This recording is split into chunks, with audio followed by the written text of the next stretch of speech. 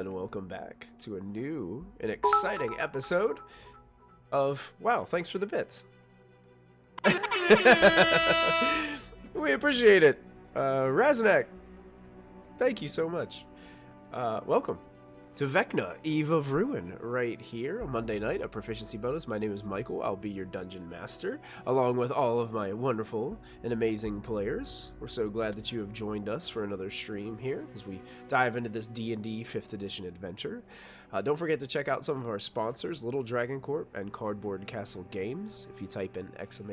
Little Dragon or ! CCG in our Twitch chat, which I believe our moderators are going ahead and putting in the Twitch chat right now. You get quick links to their websites where you can purchase RPG related merchandise and dice and all kinds of things, so make sure you check them out. If you use the coupon code BONUS at checkout with Little Dragon Corp, you'll get 15% off of your order. I do want to mention next Monday night is going to be our holiday stream, December the 23rd, here with our Monday crew, Vecna, Eve of Ruin. We will be doing not one, not two, but 3 giveaways that night. So make sure you tune in for your chance to win some awesome prizes. That's right, 3 giveaways. I've got some cool stuff in these little gift boxes that we're going to be giving away. These boxes include dice, miniatures, and stickers. So you might even find in this box a limited edition sticker of one of your favorite heroes from this very campaign. You never know who's going to be in here. And you might get some other cool doodads as well. So those are pretty exciting. Also, we got the Tarot deck that David has that he's going to display for us right now. There you go. Well done. Well done. But the Vanna white the crap out of this. I can see you in the future being one of those Price is Right people, or like showing off. The proper name is Vanna White. Vanna. The Vanna. Very nice. So make sure you guys tune in. We're going to have those giveaways next week for you. Also this Friday for Fandelver and Below, that will be our holiday stream for our Friday night. We're going to have 2 giveaways during that stream. So stop by during that if you want a chance to win some really cool prizes. So, anybody else have that stream that took all my Probo points? You were dishing out a lot of Probo points in the other streams there. We do appreciate it. The party greatly needed it. I'd love to help us out, but I can't. Well, we just gotta get more people to come hang out with us. Oh, we had an anonymous gifter gift a subscription to the channel. Thank you guys so much. We're gonna go ahead and jump into tonight's episode. Last we left off, you guys have successfully mediated between some Warforged pilgrims and the Syrian veterans that have been under conflict here in Eberron within the Mournland, as you guys are searching for the 3rd piece of the Rod of 7 Parts. We are just going to pick up right where we left off, where I believe Hazel and Odd had just finished a conversation. Odd expressing some concern about wondering who else might be in the midst out here and who might have heard some things happening. And so we're going to pick up right there as you guys kind of successfully brought this alliance together. And I'll ask you all, what would you like to do at this point?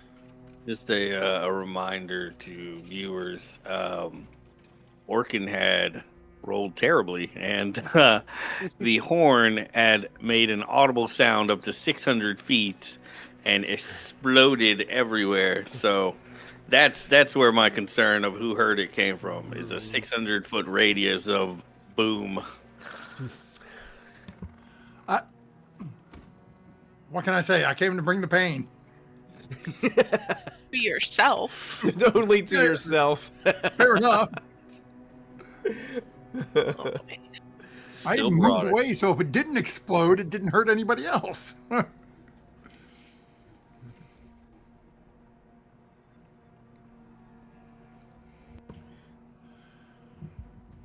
After Odd tells Hazel his concern about that, she just turns around and looks at her friends and will very quickly cast message to Orcon.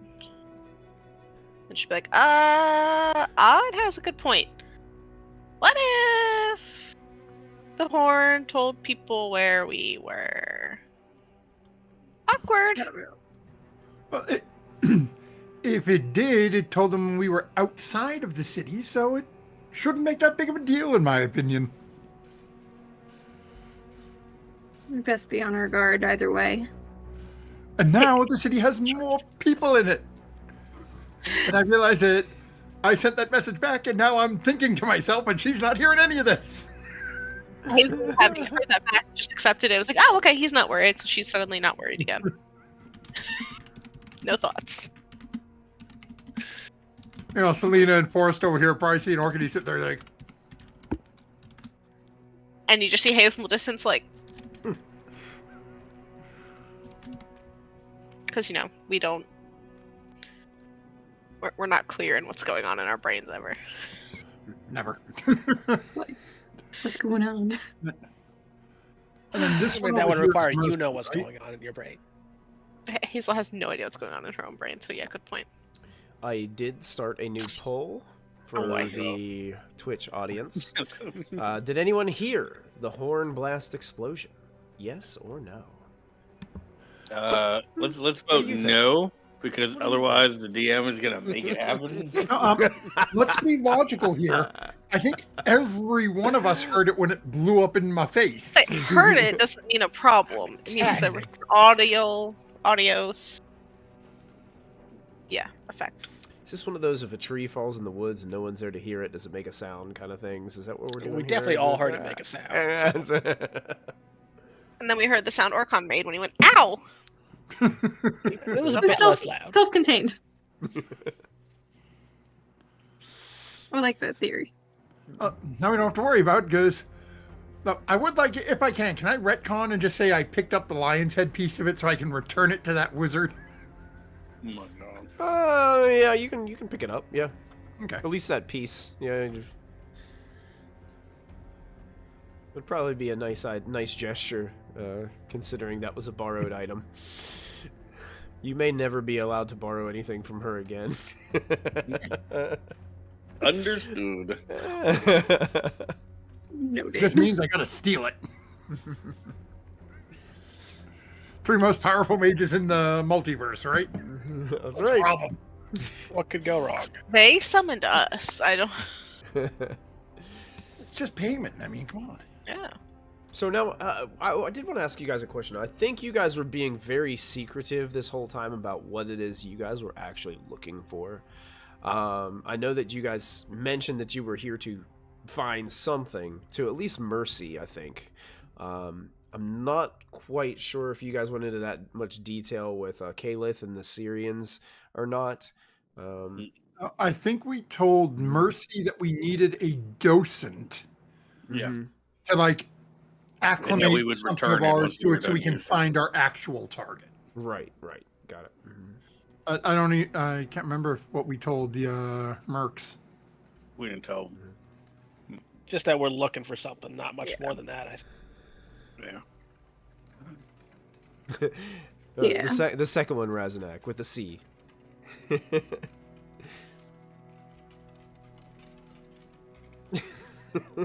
Oh my goodness. Yeah, we. I second that. Get us rated for real. No. Mercy would actually kind of, seeing this conclusion of the conversation between Odd and Hazel, would probably approach Odd and Hazel, and as kind of like walking back towards this the giant windmill area of the city, and kind of look towards Odd and Hazel with that like concerned look on their face, with that concerned conversation that they had, this concerning conversation about who might have heard something. But Mercy just comes up and says, "Is everyone okay?" Oh yeah, yeah. We're just discussing our time constraints because remember we are here on a mission, and they have been patiently waiting for us to return. So we were just discussing that. That's all. Right. You needed the working docent, if I'm not mistaken. Yeah, there's no rush or anything, but yeah, we do have to get back to our home planet. Hazel's just, well, a little bit of a rush. Well, she's not really contributing anything. She's just making sounds. Okay. At this point, too, if the rest of the party this is kind of out in the open just a little bit, so if you got the rest of the party wanted to approach and be a part of this conversation, you're more than welcome to do so, or you can... Yeah, Orkin will come over and join. Mercy, as you're approaching and looking at the group, I feel like you said that you needed to use it to use some type of device on it. Of a sort. We have we're trying to find a complementary item to one we already have. And we know it's lost somewhere in this realm. But we were told, given the mist and the problems navigating, that if we were to associate the item we have with one with a powerful magical artifact from here, it should be able to determine the best course to get us to what we're looking for. Like a sort of tuning fork, Yes. Or a divining rod to find water. Right. Yeah. Absolutely. Seems easy enough. If you could all follow me back to the ossuary, we will find the docent, and you can go ahead and do whatever it is that you can to sink this item. Absolutely. Lead the way to the awful-rary. All right. So basically what Mercy does is lead you guys back down to the stairs where all those warforged were like pinned to the walls respectfully. And in the center there was that pillar that had that kind of shelf at the very bottom of it where all those, you guys could see all those docents were there. He walks up and there is within this part, there is this kind of stone that's just kind of sticking out a little bit that he walks up to and kind of pushes.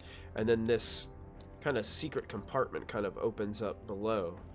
And it's just a little drawer kind of like hidden in the pillar that he opens up and he pulls out. It looks just like the others that are there. It's this like shiny chrome metal, like baseball-sized sphere. But it has these little like purple and blue gemstones that look like they're kind of like piercing into it, and they're just like sticking up in different places on it. Yeah. And he looks like towards a you. thing. Yeah, it's bedazzled. Yeah, but he kind of holds it out towards you and says, "This is our only working docent. The rest are disabled." Oh. Do I remember, did the mages tell us how to, like, I'm going to use the word attune. Did they tell us how to, like, sync these up or attune these? Morning Kanan would have told you it's very simple. All you would have had to do is touch the piece of the rod to the docent, and it should automatically, like, sync it. So, Organ will go into his bag, pull out the little tower of rod that we've got right now. Mm-hmm. And is going to turn it to make sure that basically piece number 2, because he's been sort of sticking them together as we got them, is going to take piece number 2 and touch that to the docent. And as soon as you do, you hear this loud, audible, but very high-pitched ding. Almost like a very high-pitched bell that seems to resonate with some reverb on it in the room. And it's at that time, Orkan, holding on to the second piece of the rod, that you get a focused point, a direction.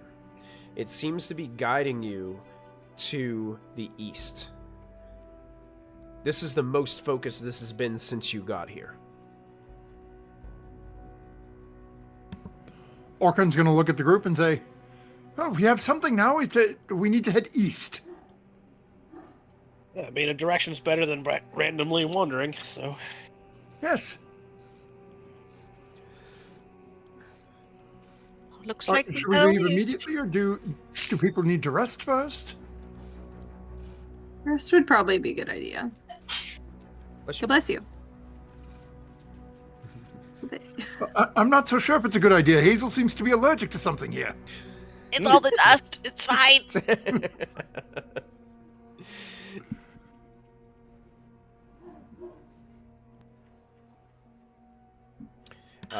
Mercy's kind of like holding out the docent. Hear the barking? That's my Great Dane having a nervous breakdown. Go get the puppy. Mercy's kind of looking at the docent. That was it? That's all you needed? Yes, that was everything. This lovely little, and again, Orkan's sort of holding it. So this is the piece of the rod he's got. He's sort of holding it like this, trying to keep so most it's not of it hidden. It's what it is. Yeah. Even though you're like hiding it, you can see that Mercy's, he's pretty perceptive. He can see kind of like what's happening. You're not trying to you can't cover the whole thing. There's something there, obviously. Trying to be a little bit, but not like a total no, you can't look. But Mercy, seeing that, kind of takes the docent, sets it back in that little drawer, and closes the compartment where you hear this click as he pushes the door closed. And he looks toward all of you and says, "I've heard tales of an unusual Colossus named Landro, powered not by a docent, but by a device called a gray matter engine that incorporated part of a very special artifact. Perhaps that is what you seek." Well, if that's in the general direction of east, it's a good place to start. The gray matter engine was said to generate a magical barrier around Landro, making it impossible to enter Landro except where the barrier had already been broken. Do you know where it was broken? This is all rumor. I have not seen this named Colossus. Only heard the stories and information passed on. Rumor does have it that this Colossus, if you remove this piece, it will begin a self-destruct sequence, and there's no way to stop the Colossus from detonating in a terrible explosion. Does rumor by chance say how large that explosion would be? Yeah. I am unsure. Oh. So don't remove shiny things that we don't know what they are. Unfortunately, I feel that the thing we need to remove is the very piece, as the last piece we found was also being used as an engine. Oh, you're right. I forgot about that. Oh, no. Yes, it was. I fear we are going to have to do some research within the body of this creature.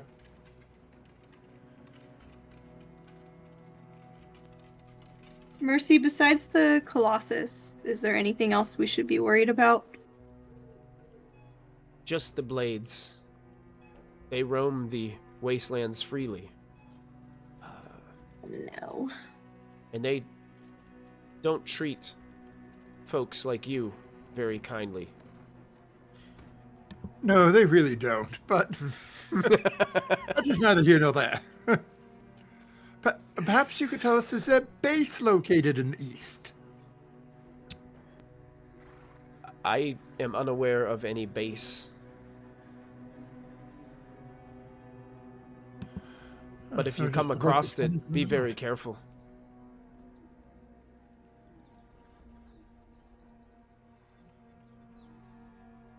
The Lord of Blades is ruthless. He will not take mercy on you.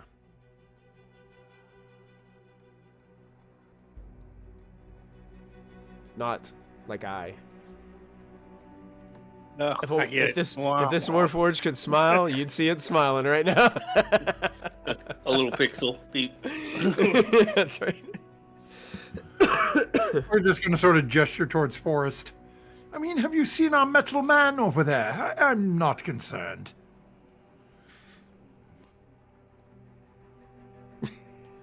So, I guess we're gonna head towards this Landro, Colossus, Lando Calrissian, whatever.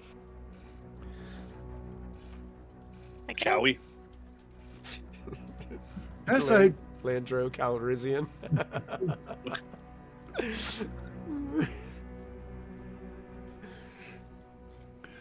Yes, if we are heading east, let us... Oh, wait, Just- no, I believe, we Selena need to said rest? she preferred to get some rest first.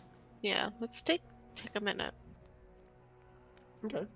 Were you guys trying to take a short rest, or are you trying to take a long rest here? A short should be fine for me, but I can't speak for everyone.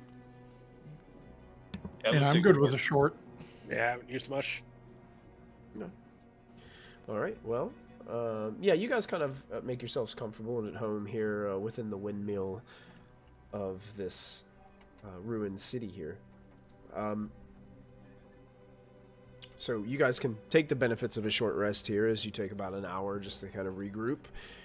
If you need to spend any hit dice to regain hit points, you can do that. Or whatever abilities you have that are restored to you on a short rest, don't forget to mark those. So.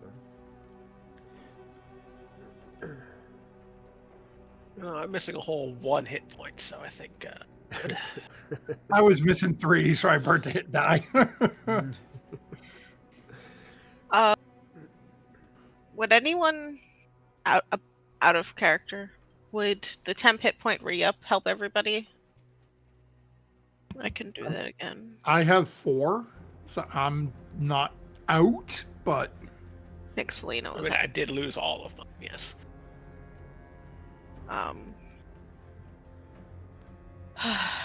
So, I'm just double checking something.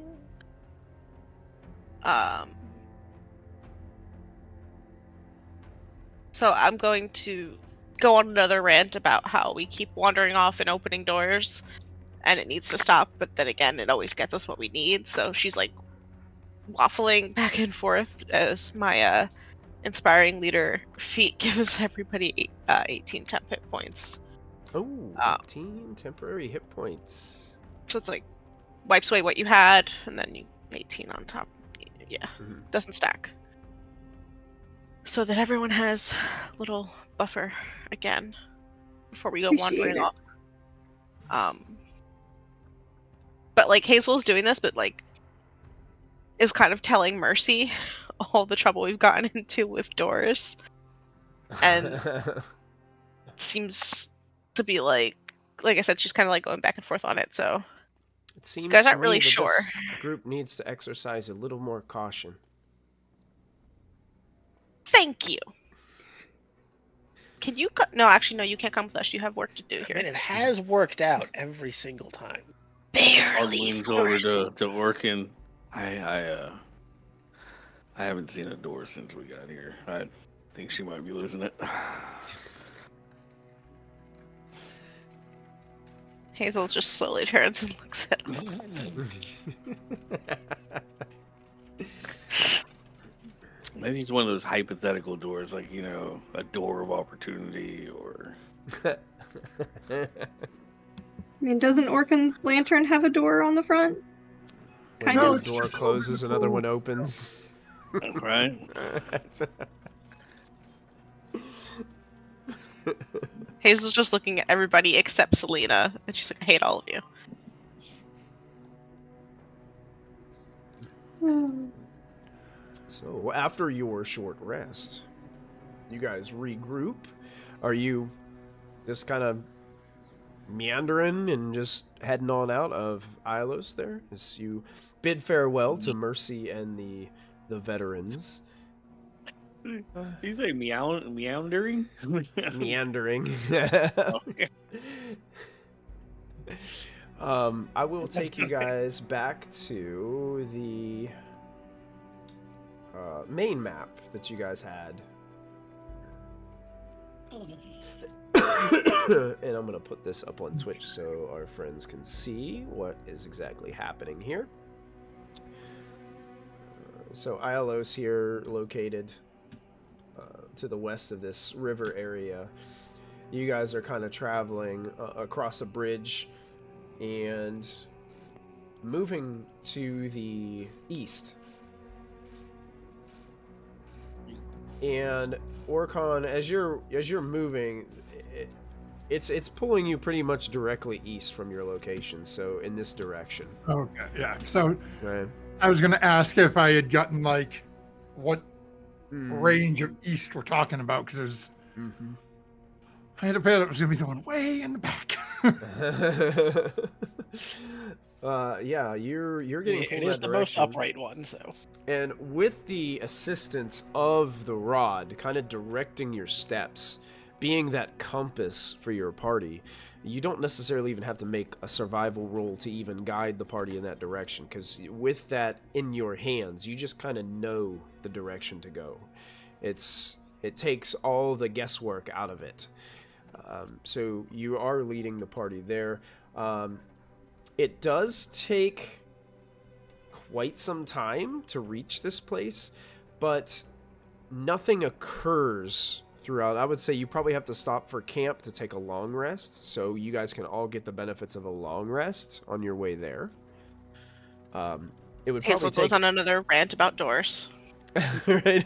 when we wake up in the morning. It would Whatever probably- time it is. To reach this place, it would probably take about a day and a half travel. During that time, and this goes to basically everyone else, I can't remember who is the one who brought up separating the parts of the rod. Oh, I had mentioned it earlier. We don't necessarily need to right now. It's just as we get more of them. Well, that's at like during that long rest, Orcon would give you the first piece of the rod. Okay. The Okay, first so piece you now said? Forrest is holding the first piece, and you're holding the second. Okay. And I'm Just in holding- case something does happen, Right. you know, we can. And that's and some of it Orcon thinking safe. about it now. It's okay. I touched the second piece. That's the one that's giving me the ping. Okay, here, you take the first. And it is in D&D Beyond, and it does give you Yeah. stuff. When we rested at night, since we've been literally just bouncing around everywhere fairly quickly, Mm-hmm. when we set up our little camp wherever we do in this weird area of no one knows which way is up with all this fog and crap, Hazel will have used Hearth of Moonlight and Shadow, Okay. which is during our short or long rest, you can touch a point in space and create an invisible 30-foot sphere that grants a +5 bonus to stealth and perception checks while within it, and the light from open flames within it can't be seen. So it's like a safety bubble for us to kind of stay extra hidden. Not quite a tiny hut, but pretty useful. Yeah, it's pretty Yeah. close to a tiny hut. So just for the sake of like, Hazel's really excited to do something she doesn't get to do a lot with you guys. She goes, "Oh guys, look what I can do!" And then just says, boom. Very cool. Yep. That's just awesome. Well, funnily, while I have the first piece, if you go missing again, it will lead me to you. Hey, Yeah. And we all find each other. That's right. that's why we all need to have 1, 2, 3, 4, 5. Don't worry about Excellent. 6 and 7. Wait, odds missing. Quick, who's got piece 3? Hazel, who is also missing because she followed a squirrel somewhere that she thought was one of hers. I got piece 2, so I can find Hazel. Then she can use piece 3 to find Odd. Come on, Selena. Hey, crap, where'd she go? Hiding in plain sight right behind Hazel. Is there?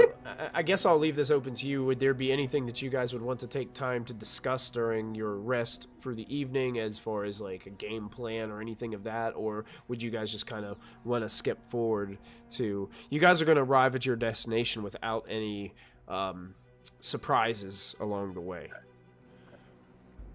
Probably just pick up like a handful of small pebbles or anything like that. Because Mercy said something about a shield. So as we start getting closer to it, just going to take a pebble and just toss it. You know, I don't want to walk into a shield that's, a 10,000 volt fence. Oh, look at that ash. It used to be one of my friends. all of a sudden you just hear odd, ow, crap. Hopefully it's a visible barrier. Hey, Orkin, is Sergeant Selena gonna Slaughter see you do that? 73. Thank you for the follow. We appreciate it. Such a cool name. A new follower? An awesome new follower, man. Sergeant Slaughter. Yeah, no, that's a great name. So yeah, you pick up some of these stones, and you guys continue your trek after waking up. So you guys all get the benefits of a long rest. So whatever hit dice you had expended, remember, I think the rule is, I did not check this to confirm, but I think the rule is still the same with how many hit dice you receive back. I think that actually did get changed that you get all of them. Did No, it get it's still the same. Is it still It you is? get half on a Yeah, long it's- rest? Like we're level 13, and at a long rest, I regain up to 6 hit dice. Oh, okay. Okay. Yeah, so whatever your half is the most that you can get back. If you haven't spent that much, you'll just get filled back up.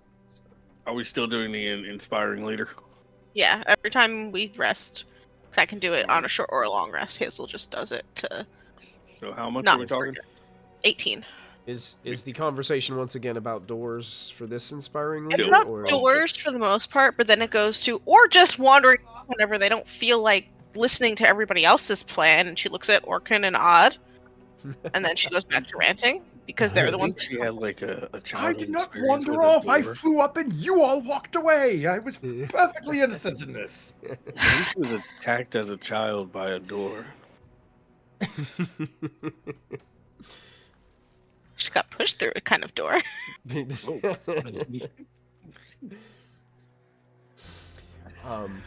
As you guys approach the destination that the second piece of the rod is pulling you towards, you can see it's not. I'm gonna be honest. It's not really like the artwork portrays. I'm gonna kind of try to describe it the best of my ability.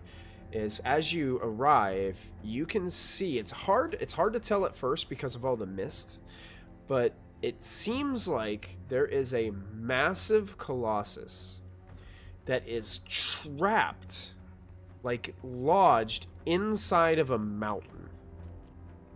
So like as you're looking up, you can't see its feet, but you can see its head way up there.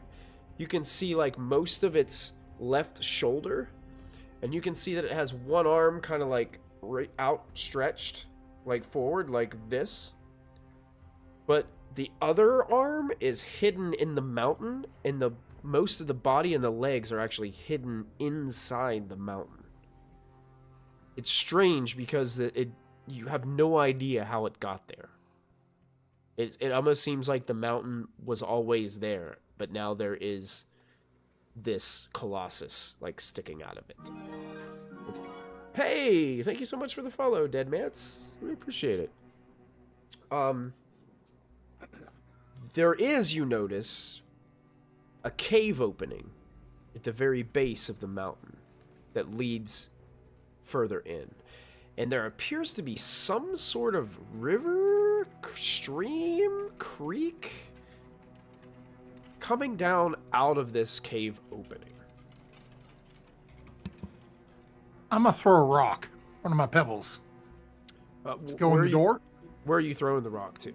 So wherever that, like the open cave, to see if Okay. that's. Yeah, the rock seems to travel towards the cave and hits the ground and rolls in. Nothing seems to happen other than normal rock toss. I suppose this is as good of a place to start as any. There's no Yeah. barrier blocking here, and it's Not that we can see anyway. And I I'm will. not trying to criticize you, but there is the proverb of he who throws the first stone. Did you hear about the one who throws the second stone? And I'm going to throw one at Odd. Not usually the same person. They're both guilty. They're both guilty. I'm going to miss him, but I'm going to throw it anyway.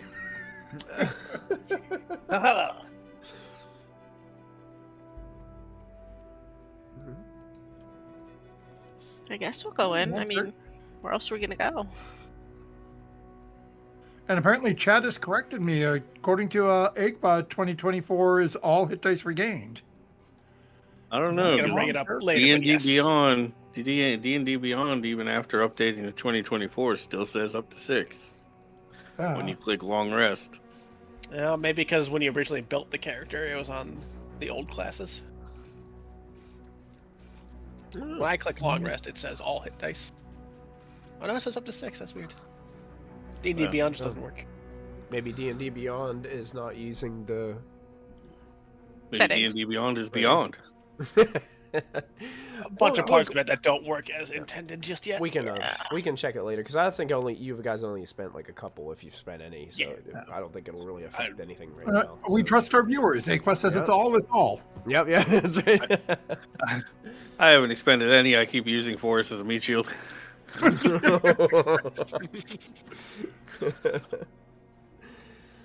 All right. Well, what would you guys like to do? You saw some rocks being tossed. I'm heading to the cave. If that's Yeah, I mean, I'll walk up to the cave. I'm not gonna go running in, but I'll slowly walk up. Okay, sure. Am I getting? Speaking of, Is this still heading the right direction for where my pull's coming from? Yeah, yours is now that you're closer to Landro, you can feel the direction is not only towards Landro itself, but also up. Like towards its head, roughly. Yes. Well, Naturally. of course, we're going to have to go into the mountain and then climb up its body. Does anyone have a wagon that can get magically smaller to make it easier to journey within this giant? A wagon? Why would? Well, yes, I don't think school buses exist in this realm. Oh boy. Wait, what? He's making So a we can magic school travel bus faster? reference. Magic school bus reference. Oh, yes. Sure. Oh boy. No. I mean, I magic can school. summon like a single horse. I don't know how that's super helpful. I could probably morph somebody into a giant something to carry everybody, and then I could change into the other thing, the same kind, and carry everybody else. I can pull a coin out of somebody's ear, but I'm keeping it. I think we could also just walk on our own 2 feet for a while. So, no point in utilizing these things if we can avoid it. Yeah. Fair. Oh. So what's our marching order here? Because I need to feel safe.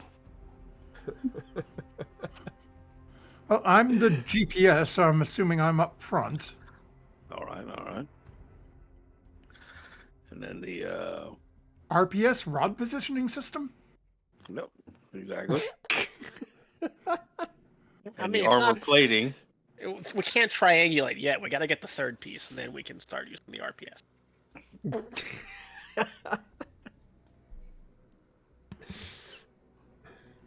that on the little Recalculating. Recalculating. you have deviated from the plan. Turn around. Not You that have door. gone off Any course. door but that door. It's I'm assuming because it's a mountain. It's dark in here. Yeah, it appears so. Mhm. Hazel immediately walks into something and trips on it. Be You careful. know, we can just like turn on our swords and give you light. You don't need to. I'm going to cast light on... What does I'm not- Hazel have in her hands? Does she have a sword, a shield? What would she be holding? With the Heart quarterstaff. of- the Hazel harder still of our enemies. Hazel still has that jar that we got way back that we filled with that had the eyeball, and we put dirt in it, and progressively been putting more dirt in it everywhere we go. So it's just a jar of dirt hanging around her neck.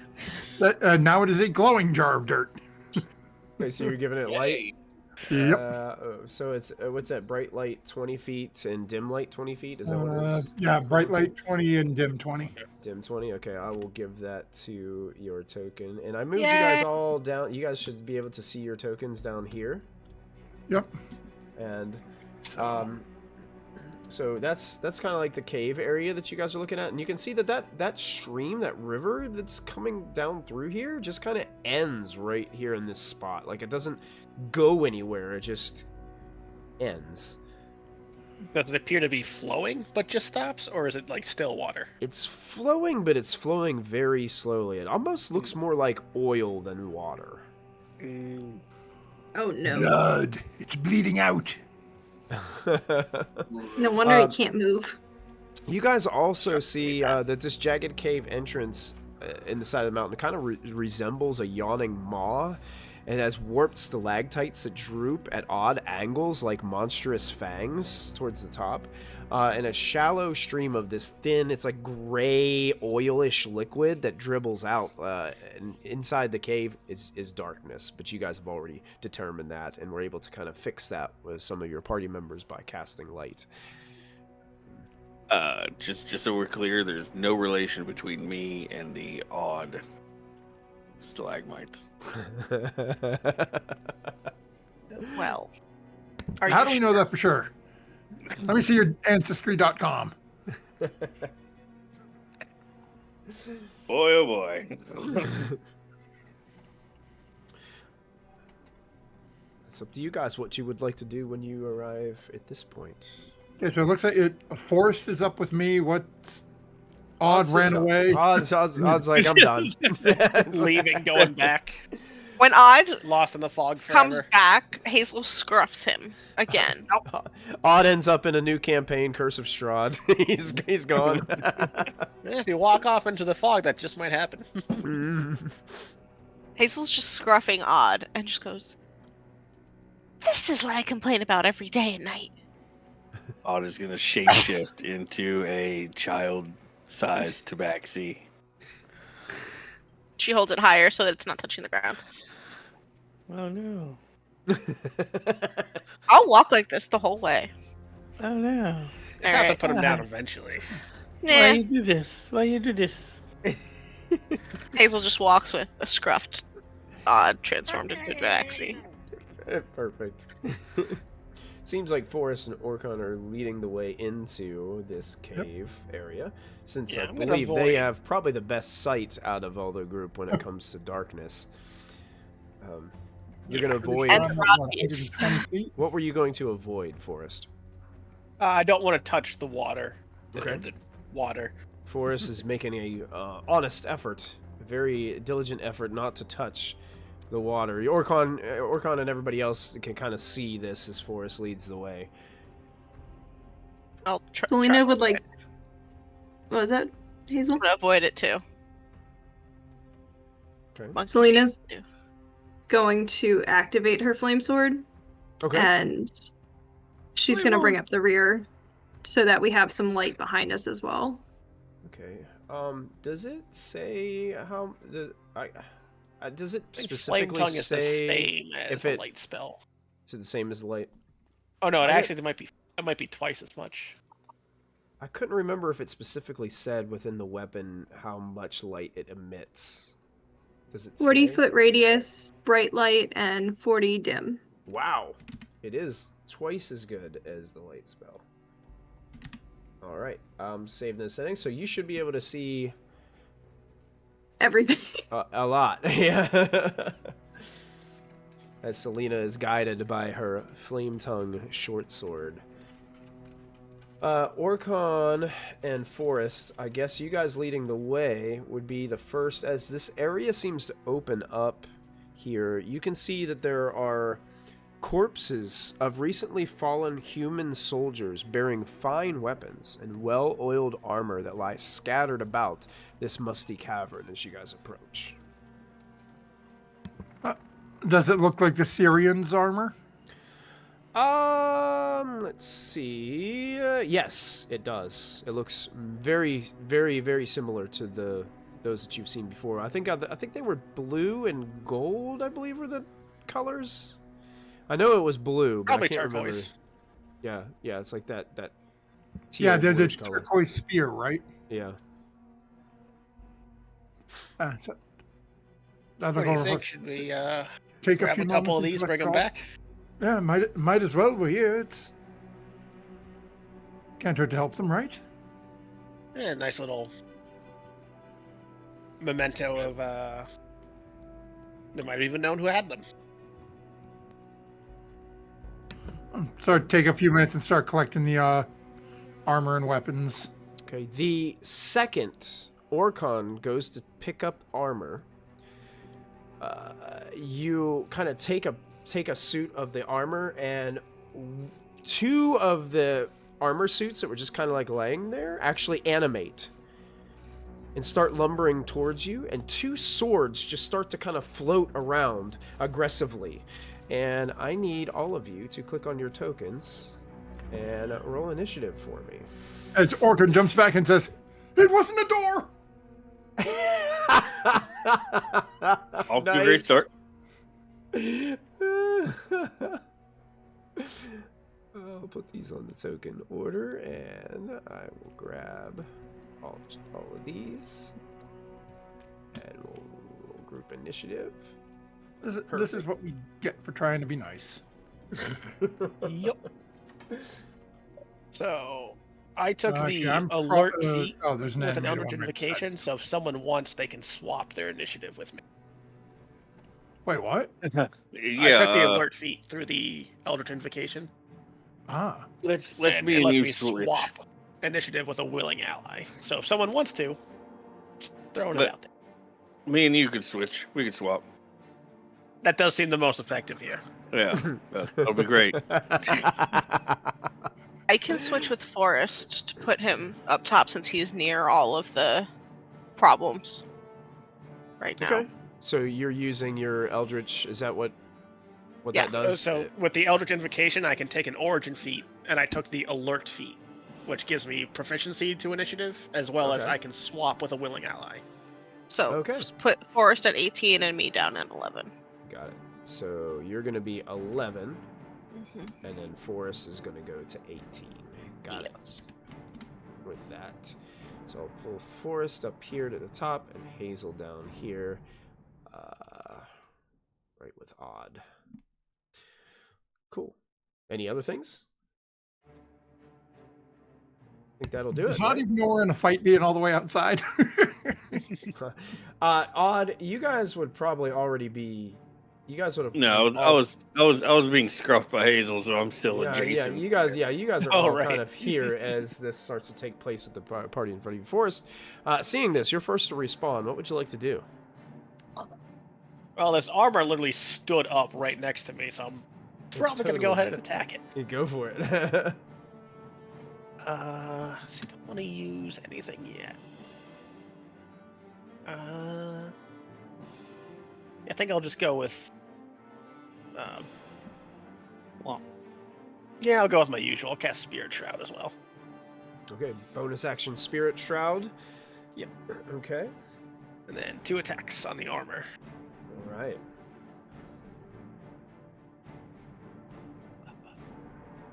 $20 to hit. 20 hits. Yeah.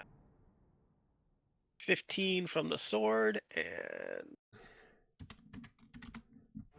6 more from Spirit Shroud. 6 more from Spirit Shroud. You can tell that this, your weapon is just carving through this shambling suit of armor. It's still up, but looks very badly damaged. Now, this may have been a bit of overkill. 27 to hit. Yes. So we got another 14 from the attack. And 14, and as you drive that blade through it, the armor crumbles apart and falls to the ground. Just a bit of overkill. $1 million question. Will in it that stay case- down? I will then Valid. move up right here next to these other 2. Okay. That ends your turn? Yes. right, that brings us to... Yes, this flying sword right down below Forrest is just going to go ahead and make an attack. A longsword attack against him as it comes just swinging through the air to try to slice at you. That rolls only a 5, so you're easily able to deflect it with your shield as sparks fly into the cavern. Bring us to Orcon. Okay, so we are going to bonus action use my face step to teleport over here. Oh. Does that work? You know? Last time I tried to teleport somewhere, it didn't work too well for me. Now that I just thought of that. That was in the Astral Sea. Let me see. You try to teleport.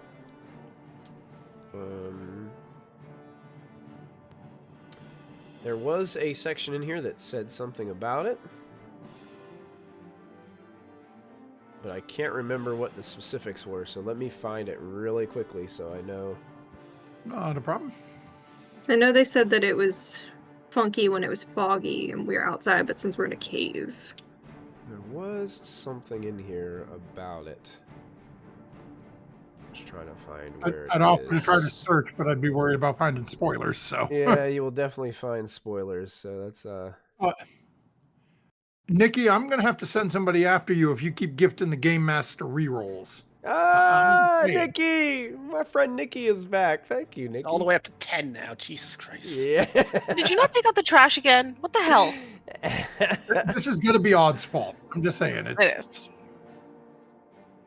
Why is it not pulling up? I could have swore there was a little section that talked about teleportation in the Mournland. On a friend?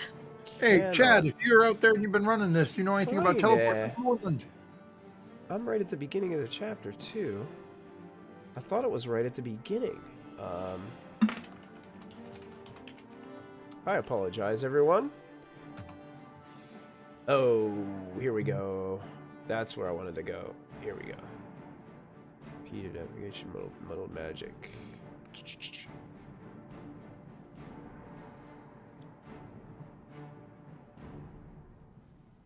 Maybe it doesn't. I'll take it. Because I don't see anything in this section, regional. It said that that's where it would be.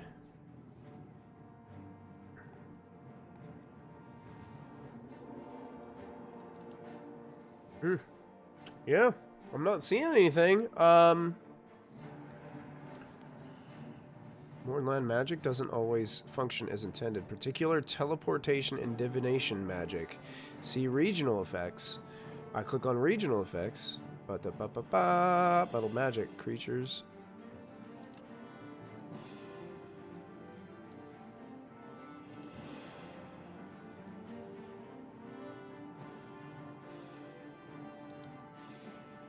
Apologize, everybody. I want to make sure that I'm doing this correctly. He wants to make sure he punishes us appropriately. Exactly. I don't see any. That's strange. Like, it specifically says teleportation in that paragraph, but when you click on the other thing, there is nothing about teleportation listed here. So I will say that happens. Okay. Then we are going to fire off some Eldritch Blasts. Oh, I found it. Oh, okay. Found it. For some reason, it's below in the next section. Okay. Creature that tries to teleport when using a teleport spell, a plane shift spell, or similar magic, which this would apply. I need you to make a Constitution saving throw for me first. Okay, Oh, so boy. first, is this considered a concentration check?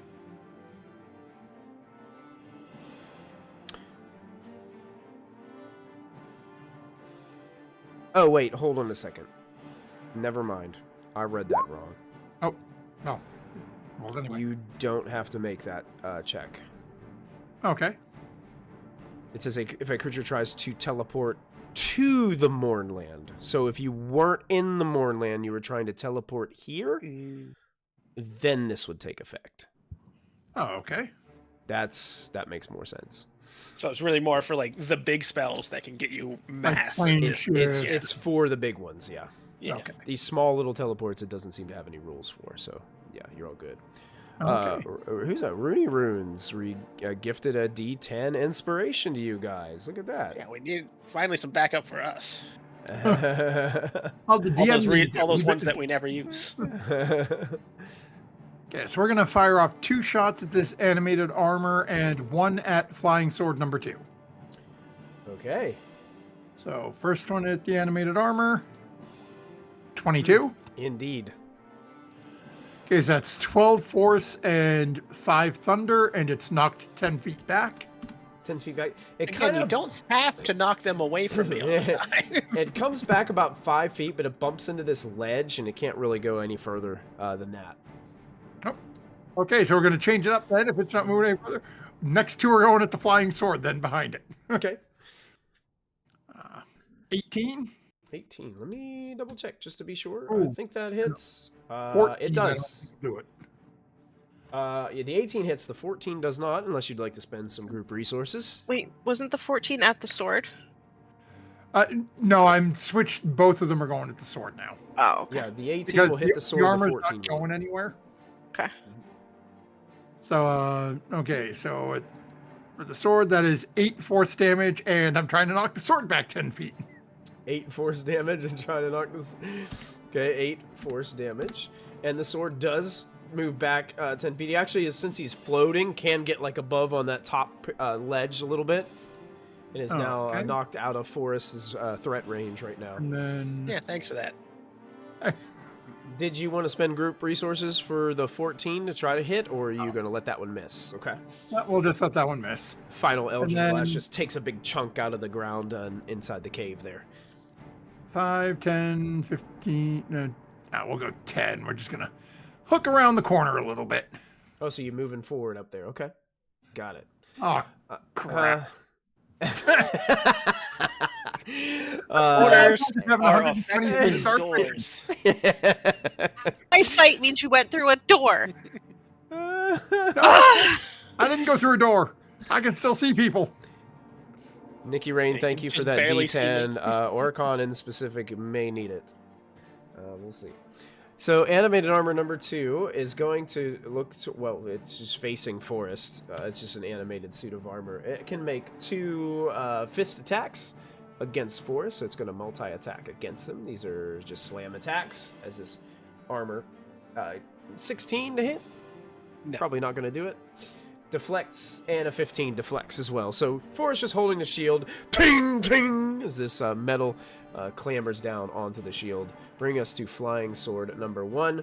It is going to... how much flying sword movement? Actually, is noticing Orcon was going back there, I think they can move 50 feet. Wow.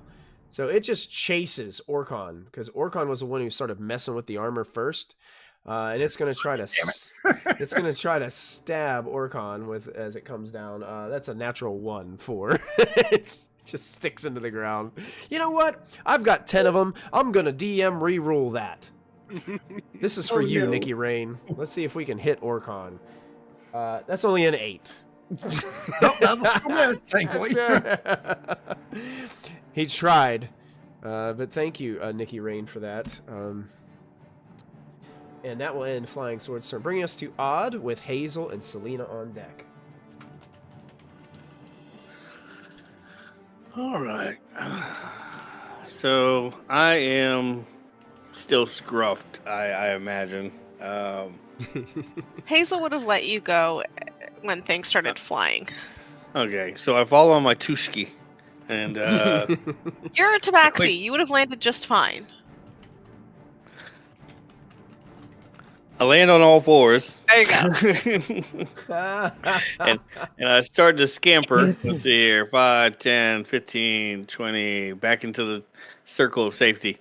And I am going to aim for Mr. Animated Armor.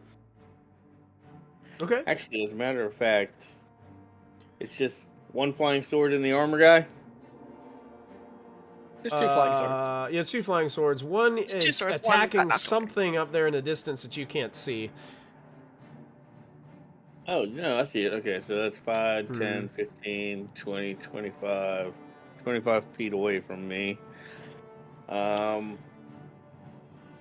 agree, Akpa. I need to roll higher than those. I don't need to waste my DM rerolls. Would you say that I am able to hit all 3 with line of sight? Yeah, you can see all 3 of them. Yeah. Okay. Let me do level 5 Tasha's Mind Whip to the Tasha's 3 of Mind them, Whip. which is going to be a intelligence save of 16. Intelligence save of 16. Can't imagine their intelligence save is particularly good. Okay, I do have a question for you. Is Tasha's Mind Whip is it psychic Creatures with damage? brains. It is. Okay. As you go to cast this spell, you cast it successfully. Uh-huh.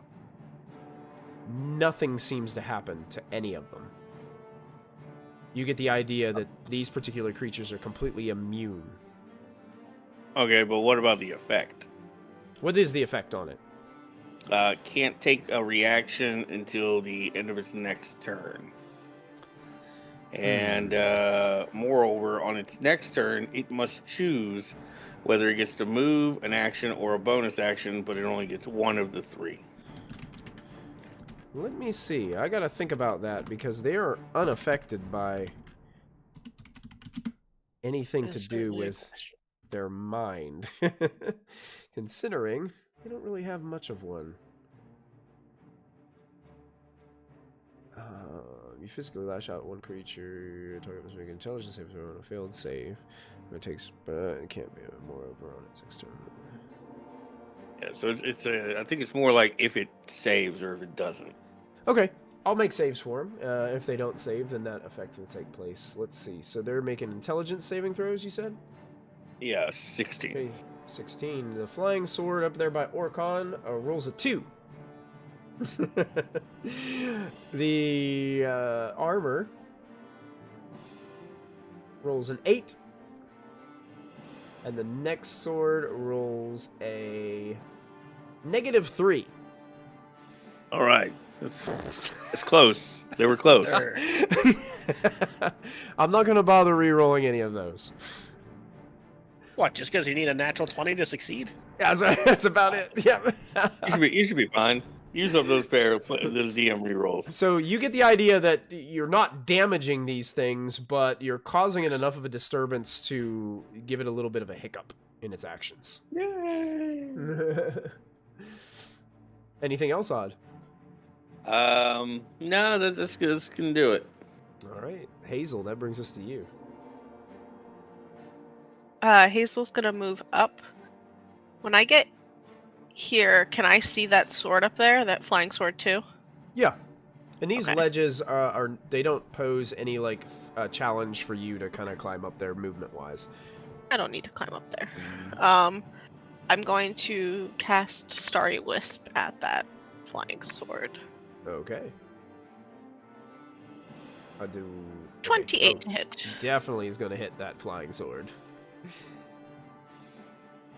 19 damage.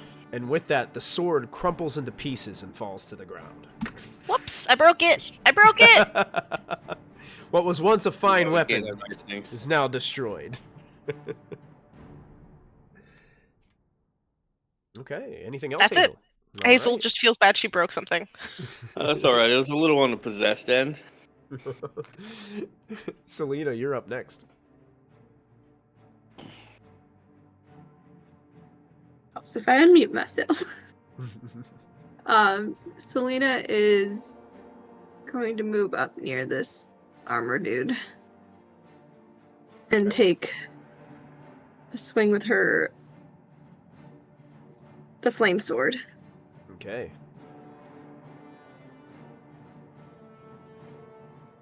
$19 to hit.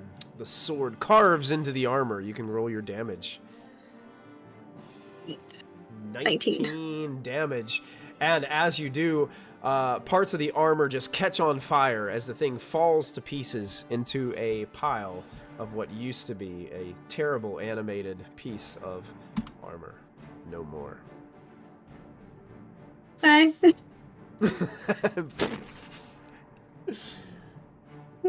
She will end her turn there because she is out of movement. Got it. All right. Forrest, we're at the top of the round with you. I saw that wait, one. excuse me. Hold on 1 second. There was one thing I forgot to do. Whatever Orcan ran into, right? Orcon, you hear something go in the distance.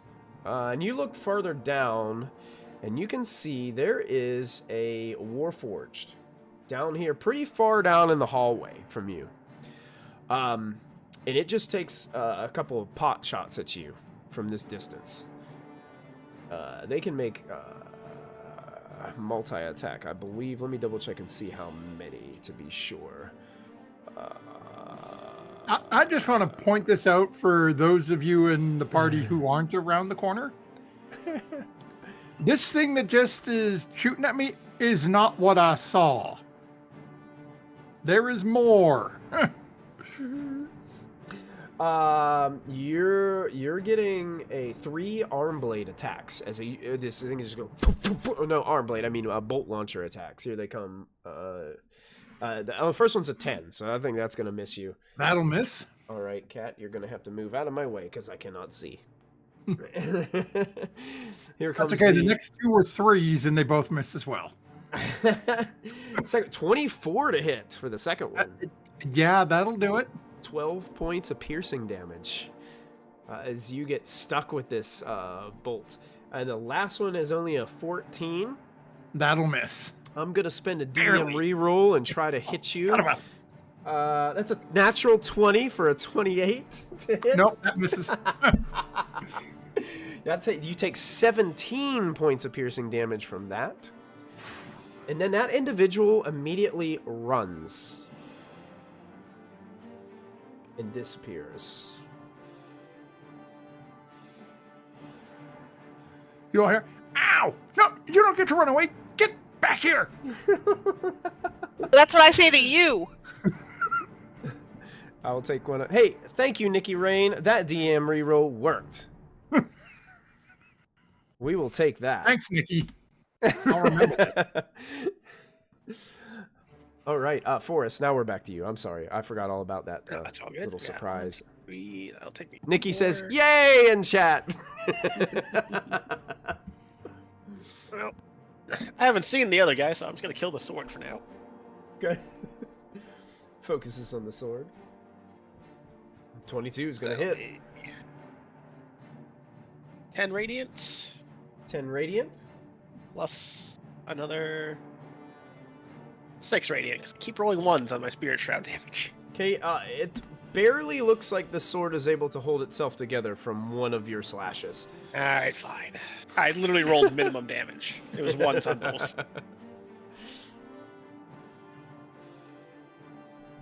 20 to hit 20 does hit. for another minimum damage of 10. And you separate the blade from the hilt as it just falls to the ground at your feet. And you guys are out of initiative order. Yay! If we wanted to chase us. Wow, it sounds like somebody's rolling down the steps at my house. What is that? It might be my dog. Organ is going to look at Forrest. No, we're not done this more. And is going to take off sprinting after the one that just shot him. Okay. Sprinting? Yeah. Well, I'll try to follow. I can't remember what music I had on before as you guys were getting here. I'll just put this on there. Let's put that music on for now. Which way did he go? He went this way. Yeah, you guys see Orcon as like sprinting, leading the way. You get to that point where he was, and you can see there is something laying kind of in the corner down here of this cave as you guys are heading that way. Does it look like... did I get any sort of a look at the thing beyond it's a Warforged that fired off at me? Make a perception check. We'll see how good of a look you got. pretty good. Doesn't look like the same one. This one looks a little different. That's laying here.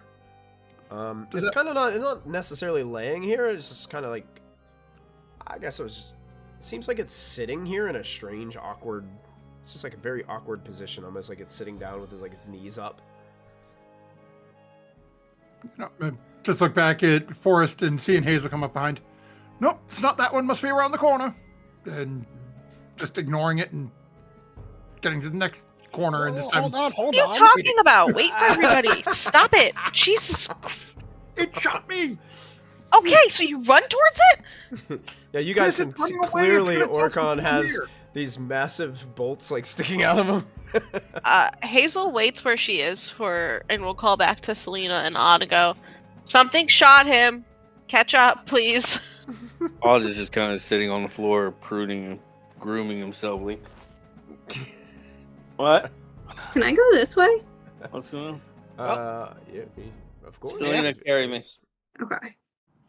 That's what I was trying to figure out, if there was like a cave or a crack or something where it Yeah. blocked me. No, you can. Selena's move gonna through come there. up the other way then. As you're Selena, going you that way, forgot me. Selena, with your wait, stop right there, Selena. Move back about 5 squares. There is another cave There? opening there. As Odd comes, what's your passive? What are both of your is your passive perceptions linked to the tokens? Is yours a 15? Mine's Or is it- 16. Yours is 16. Okay. My passive perception is 14. Make sure mine's set correctly. You guys can hear what sounds like voices coming from the south, this like southern cave right here, but they're very muffled, so it makes it very, very hard. It sounds like somebody with like maybe like a lower toned, bassy, raspy voice. I think James Earl Jones is down that hall. I want to go that way first. I don't want to find anything new without everyone. Sounds like Orcon needs help. Please don't go that way without us, Odd. Yeah, absolutely. Yeah. I said please. Ah. I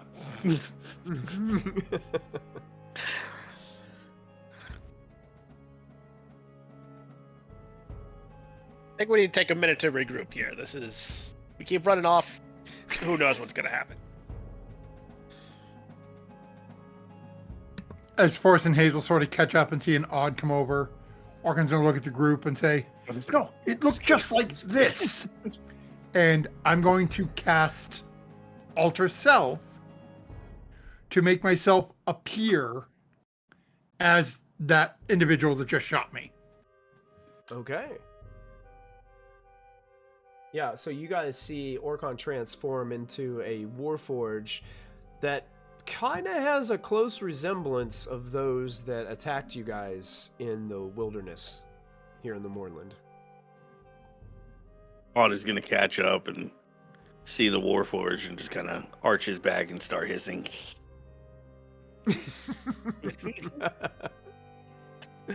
Start doing the sideways walk.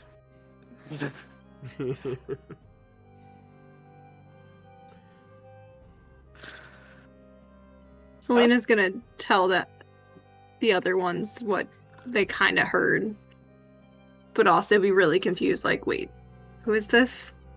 That Orcon, like, trying to think if there was anybody else that she like saw while she was running to catch up with everyone, but she didn't remember seeing anybody. Wherever they ran off to, I don't think we're gonna catch them now.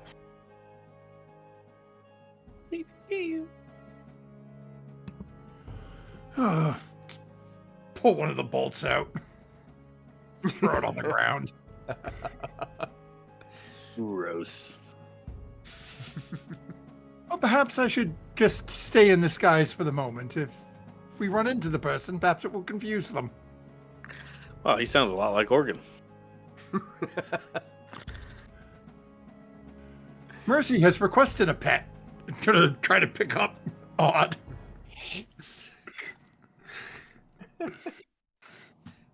Swat at the air. Remember, folks, spay and neuter your tabaxi.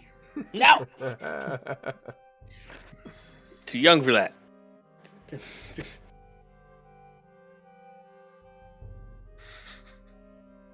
Okay, So, first question. Which way is the rod pointing us?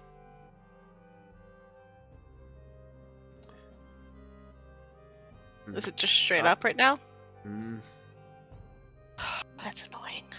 I mean, we're not in the robot yet. We're like in a cave at the moment. So first we got to get into the robot. There's got to be a way up somewhere down here.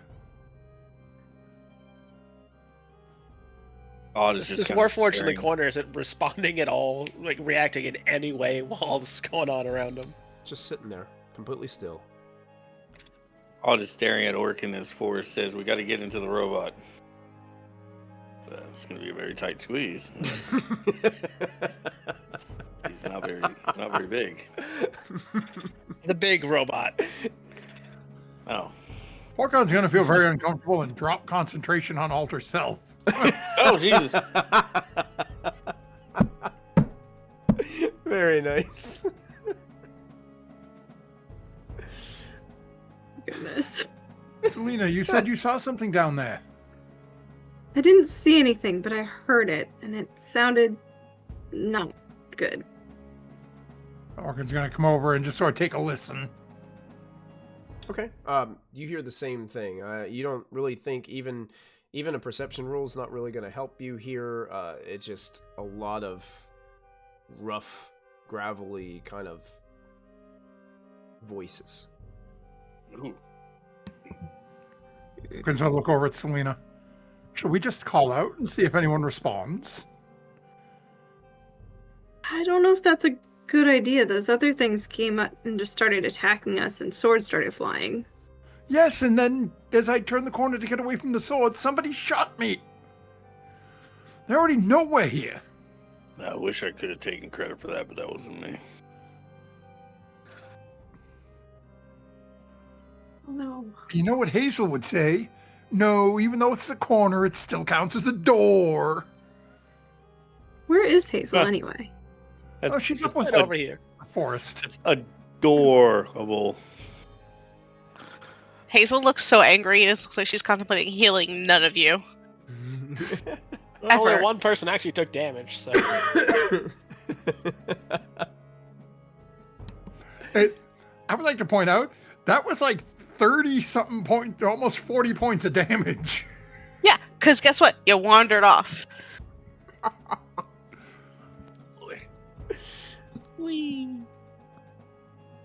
Stick together. And I can maybe try and deflect some of those. I got little legs. I can't keep up. Story of my life. Wait for me, I got little legs. Exactly. So, Do we have anything that we could use to just start digging up? That would be easier than just wandering. while Orkin and Selena are over there discussing this,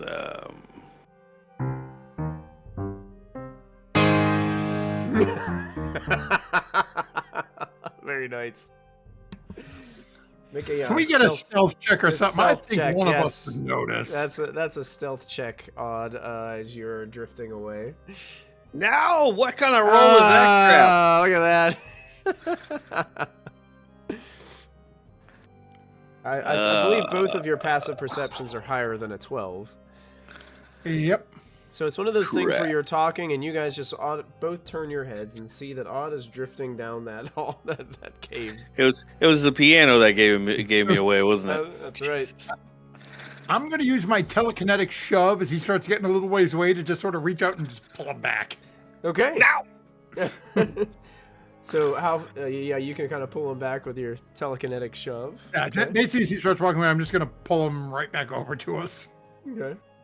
He can fight it if he wants to. It's a strength save, but Your choice. Orkhan, did you say you needed a shovel or something? Well, my thought until somebody started walking away was if we could just somehow dig up. yeah, that might work for like the dirt, but at some point you reach the metal shell of the Colossus. And then we have people with fire and laser swords. You're telling me your sword couldn't cut through metal? It seemed to do well enough on the armor. It's really just a bright light. Listen, I don't know if mine gets hot hitting for people that. with a flashlight. It worked in the Phantom Menace.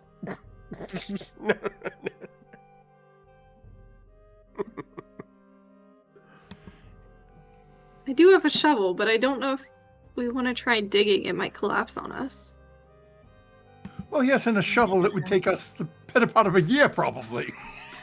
We Looking could for just something with a walk. more bang for the buck.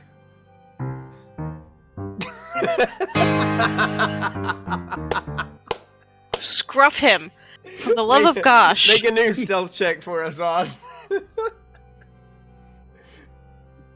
Oh, a 27. don't The think shovel, they're catching on this the time. shovel conversation kind of distracted you guys enough for Oh, Odd to come down no. here near the door. Odd, you do see there is a door, but it looks almost like as if this was like ramshackle pieces of metal that has just been stuck together for it to build like a makeshift wall down here in the corner of this cave. And you can hear voices beyond it, and they sound like this. It's like, do you think they're gone? Sounds like they're still talking. We better just wait here. We don't want to get hurt. But I'm hungry. I haven't eaten anything in a while. You hear that? That's my stomach growling. That's the kind of, that's what you can hear. I'm gonna go back up. I'm gonna whisper to the group. All right. Don't be alarmed, but I think it's the Cookie Monster and Oscar the Grouch down there. There. I'm going to swing and punch because I have no idea who the hell's talking to me because I was gone. Run away! You actually miss because he's still a little child tabaxi. Yeah, you can't do child abuse. What's wrong with you? This is a children's program. God. There's some voices down there, and they sound intimidated by our presence. If we want to take advantage of that, well, what kind of a hero am I? Jesus, You're really not. You're a You dirtbag. pretend to be a hero. Hey, We- you know. Ooh. Where were Hazel and Forrest? Forrest. Marco! I want to know what's going on with this guy over here. What color is this Warforged in front of me in Forest? Just out of pure curiosity. That Warforged is red and light blue. Shit. Sorry for the bad language. And at that point, that's where we're going to take our break for the evening. we are gonna have a stern talking about your language. Yeah, I'm in trouble. But also, guys, we have an actual problem. Stream has been put into timeout. No, And it's honestly, all our fault. we're at 8:35. This is perfect time for our break anyway. So now that the party is, there's the tarot deck ready to be given to somebody next week. So reminder, we will have some giveaways next week for our holiday episode. So don't miss it. It'll be great. But we're going to take a 5-7 minute break. When we get back, we'll see how the shenanigans of this group in the cave as they're trying to get into this giant Colossus Landro when we return. So stay with us. We'll see you guys soon. Hello, and thank you so much for hanging out with us here at Proficiency Bonus. Please take an opportunity to support our sponsors. First up is Little Dragon Corp. Little Dragon Corp is an online storefront based in the Great White North of Canada. They sell everything your heart could desire, so long as everything your heart desires is largely polyhedral dice sets and other TTRPG sundries. Check them out for all of your dicey needs. Perhaps buy a lovely hardcover copy of one of these fine books. If you're feeling especially cute, you could treat yourself to a t-shirt or one of these fine little proprietary Little Dragon Corp dragon plushies. They've got all the classic types of dragon, like Mooney, Terra, Dad.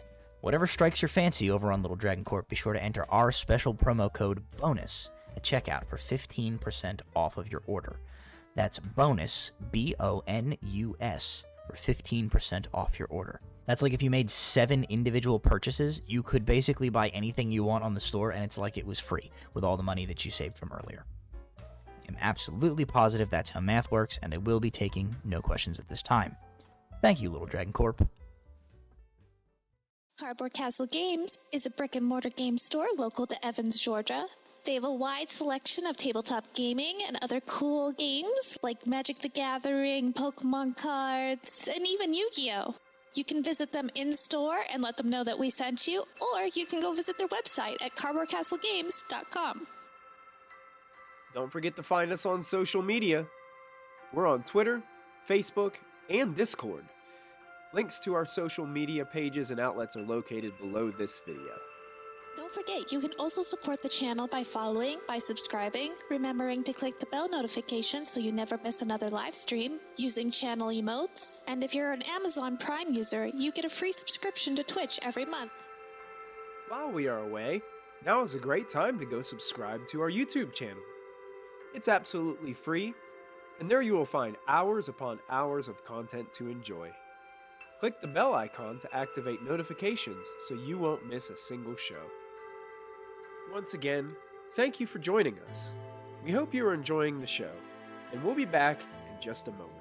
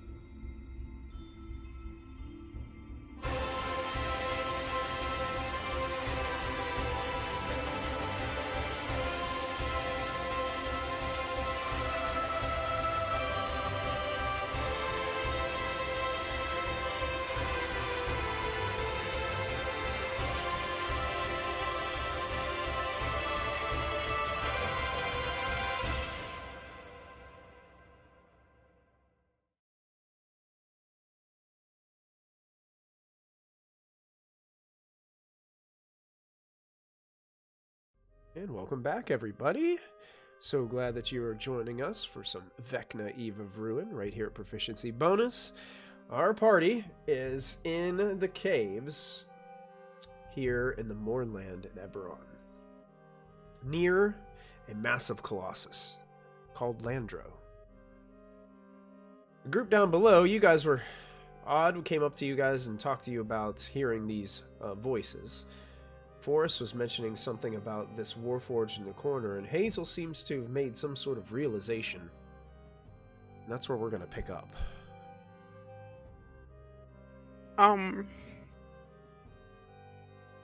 Hazel turns and looks at Forrest. Didn't Mercy say their friend Filch was red and blue? Well, yes, but could be any number of red and blue Warforged out here. We can't know for certain unless they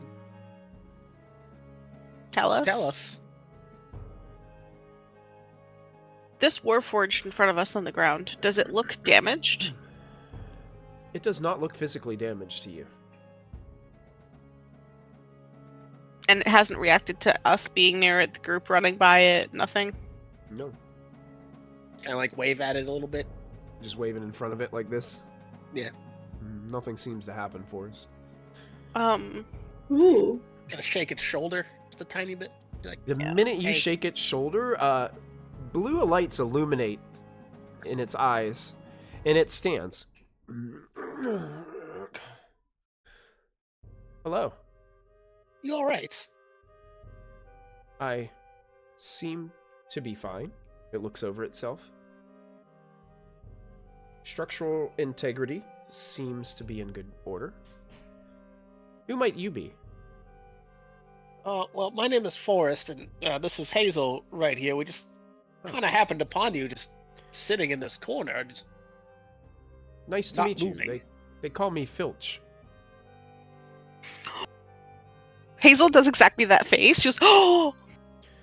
Does That that Filch. startle you? Well, we met a friend of yours not too long ago. Yeah. Mercy. You've seen Mercy. Yes. mm-hmm. Is Mercy okay? Yeah. Doing as well as they can in these Post. hazardous areas. There was a small group.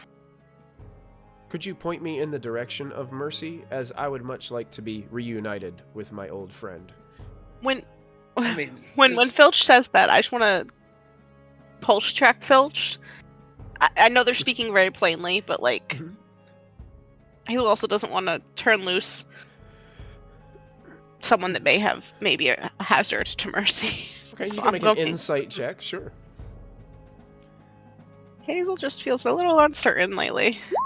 Well, you do have. I'm doing it. advantage. I'm doing it. I'm doing it. Ah. 18. You don't have any, like, it seems No like... grounds. Well, it just seems like it's Filch just telling you, it's giving you their honest opinion and thought right now. I mean, it's pretty much due west of here, but it's a couple days' travel. You sure you want to just try to trek straight across on your own? You can. If you wait down here for us, we'll be heading back at some point. We have work I to do. Could Here. wait if you feel that is best. I Considering think it there's might be a bit safer. things attacking anyone out there that move, better to move in a group. That seems like a logical choice. Hey Filch, quick question for you. Sure. How well do you know the caves? I don't know the caves very well. I wandered in here looking for Mercy quite some time ago. It seems that the stressors of the situation caused myself to go into some sort of comatose state. Okay. I was just curious because we have to go handle something that's probably going to take us, a little while to navigate through the caves.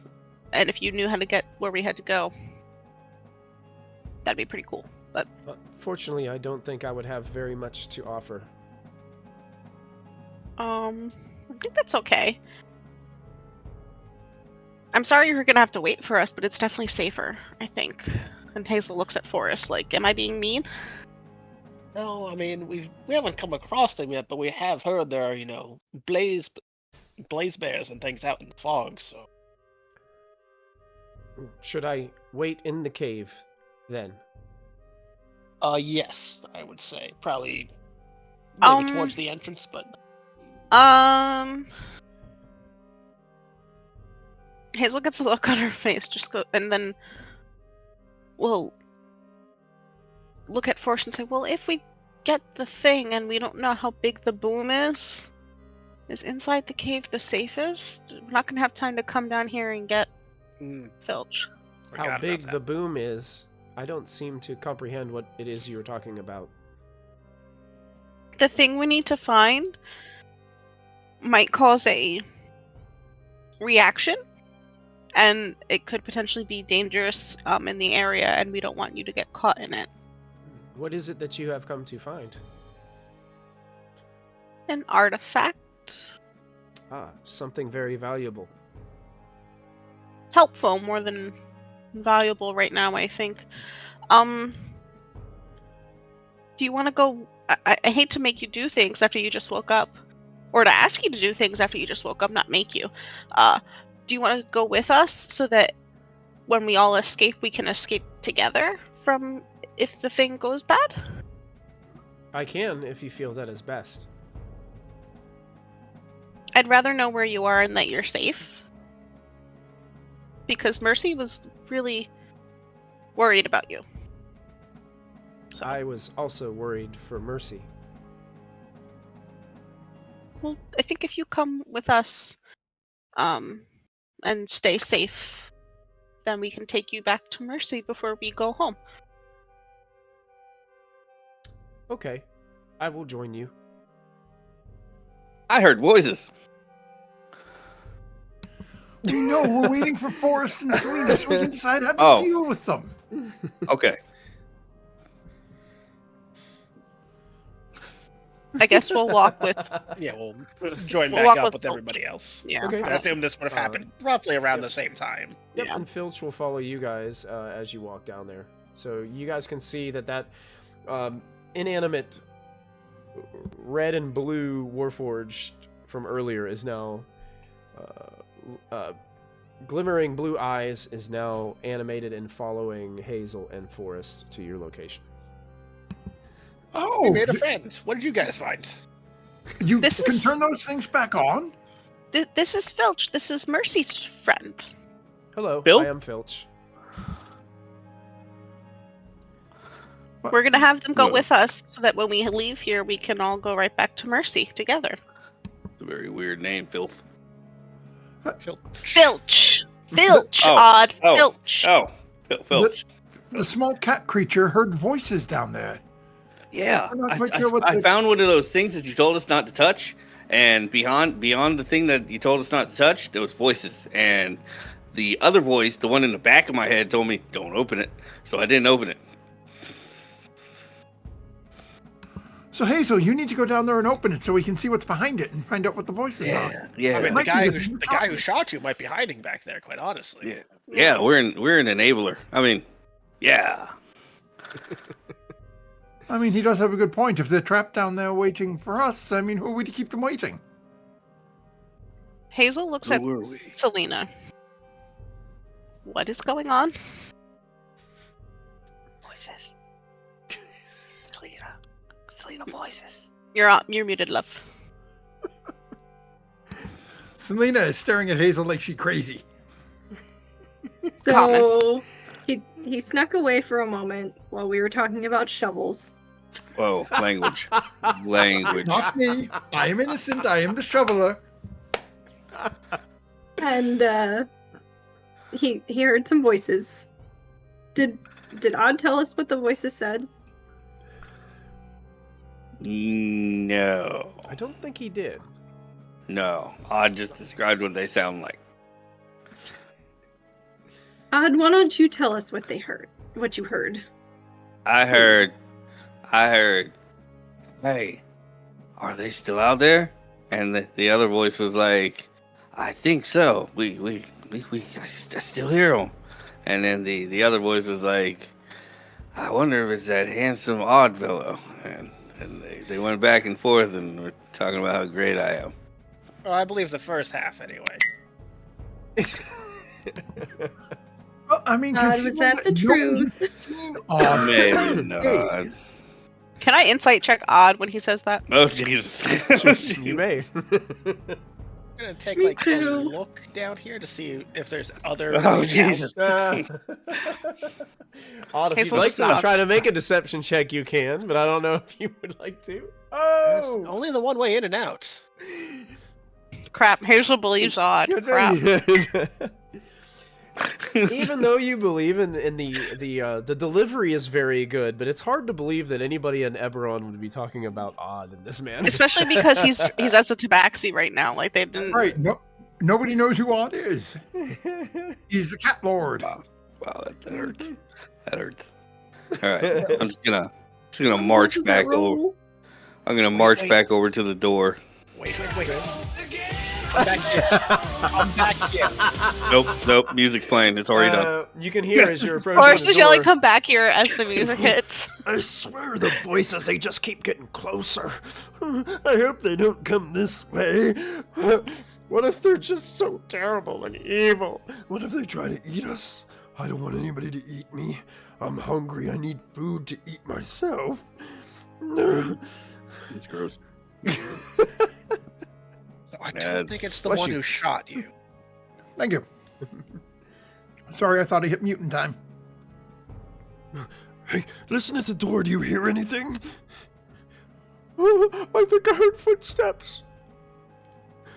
Can we all hear this at this point? Yeah, they're not trying to be quiet. Okay.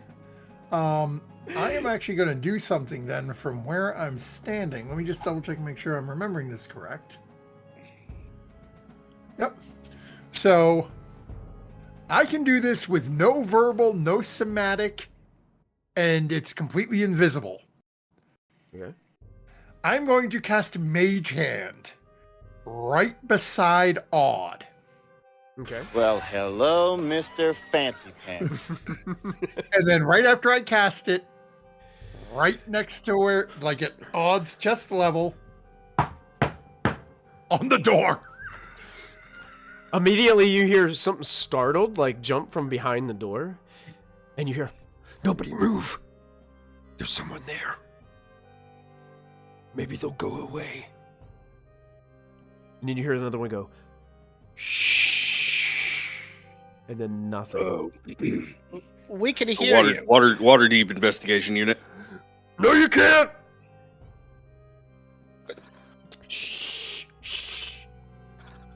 Sir or ma'am, can you please open the door? Hazel just calls out, "We have food." There's nobody here. Water deep investigation unit, we have food. Make, an answering machine? make a persuasion check for me, please. Housekeeping? Whoever said they had food, make a persuasion Oh. check. Oops. Sorry. I So they- rolled. Hey, What- look at that. what? Food? What kind? Food. Why What is he food? starting to sound like Bobcat Cat mostly Goldthwait dried Police meats Academy? and things, you know. Idiot, We have why are you tobacco. talking to them?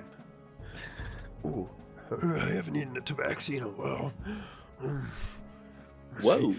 The door opens a crack, and you can see a figure emerge. And I'll give you... they kind of look like this. I'm going to go ahead and zoom in on the token. Shift zoom. They kind of look like this. If you Oh can my. see that. But they're... Oh, it's Odd. They have this this individual has this big Thanks. massive deformed eyeball. It's completely bright yellow with a black slit in it. They got these terrible kind of pussy kind of warts and other kind of bumps like formed all over their heads. They look hunchbacked and not like they have like dry kind of crackling flesh and skin. They look like they have some sort of old military garb on, but it's not Siren. Like it doesn't look blue like what you're used to, but it's all torn and rags and shambles. And the one is kind of looking Hi. I'm really hungry. If you have some food, I will surely take it from you. As soon as he opens the door after tabaxi being mentioned on the menu, I give him the Puss in Boots cat eyes. Don't eat me. It's a delicious little morsel. No. No. Hazel will go over. You flattery. Hey, what did they got up there?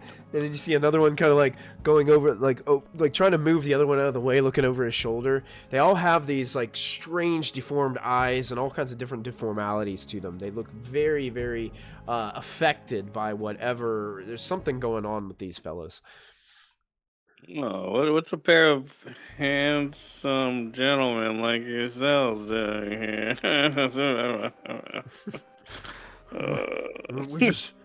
We've been here for a long time. Just trying to get by. Hazel will hold up like a couple of her larger pieces of jerky. Ooh. Who are you? Why are you hiding in a cave? And forgive me, this is going to be rude. What the heck happened to you? Oh, I'm so glad I'm not the only one that noticed. We're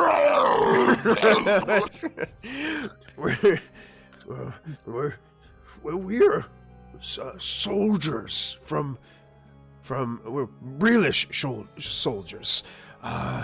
We were trapped here somehow spared during the day of mourning when it happened here.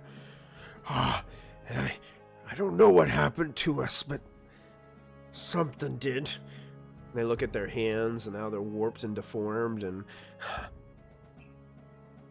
just trying to be safe. Did you by chance drink the Kool-Aid that's running out in the hall? Oh, no, we avoid that as much as possible. There's Kool-Aid in the hall? Quit. Note taker question. What kind of soldiers? What country did they say they were from? Breelish. Breelish. Brelish, I believe is how you spell it. Breelish You soldiers. can't just walk off whenever you want to. Just let him go. If he gets Kool-Aid? in, he gets in. Where is it? I didn't see any Kool-Aid. Hazel, They drank it all, Odd. They drank it all. Oh. Hazel walks up to them and towards the door next to Forrest and will say, how many of you are in there? Just the three of us. She'll pull out another giant stick of whatever thing of jerky and will hand it over. They take it. There's like just pieces of jerky flying all over the place as they're stuffing their faces with it. So hungry. Well, we're not food, just for the record. We'll exchange rations. We'll exchange rations for information, however. What Do you information guys- do you seek? How What's to your get... lowest save roll? No.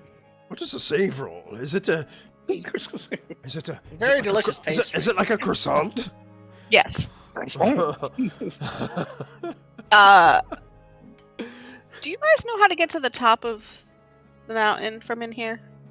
No. No go to the top of the mountain.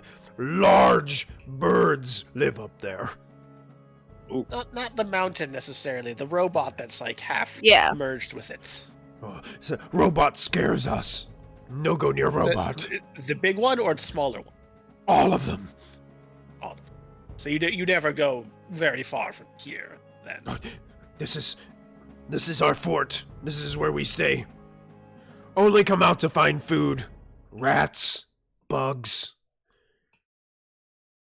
Right. Well, This is really good jerky, by the way.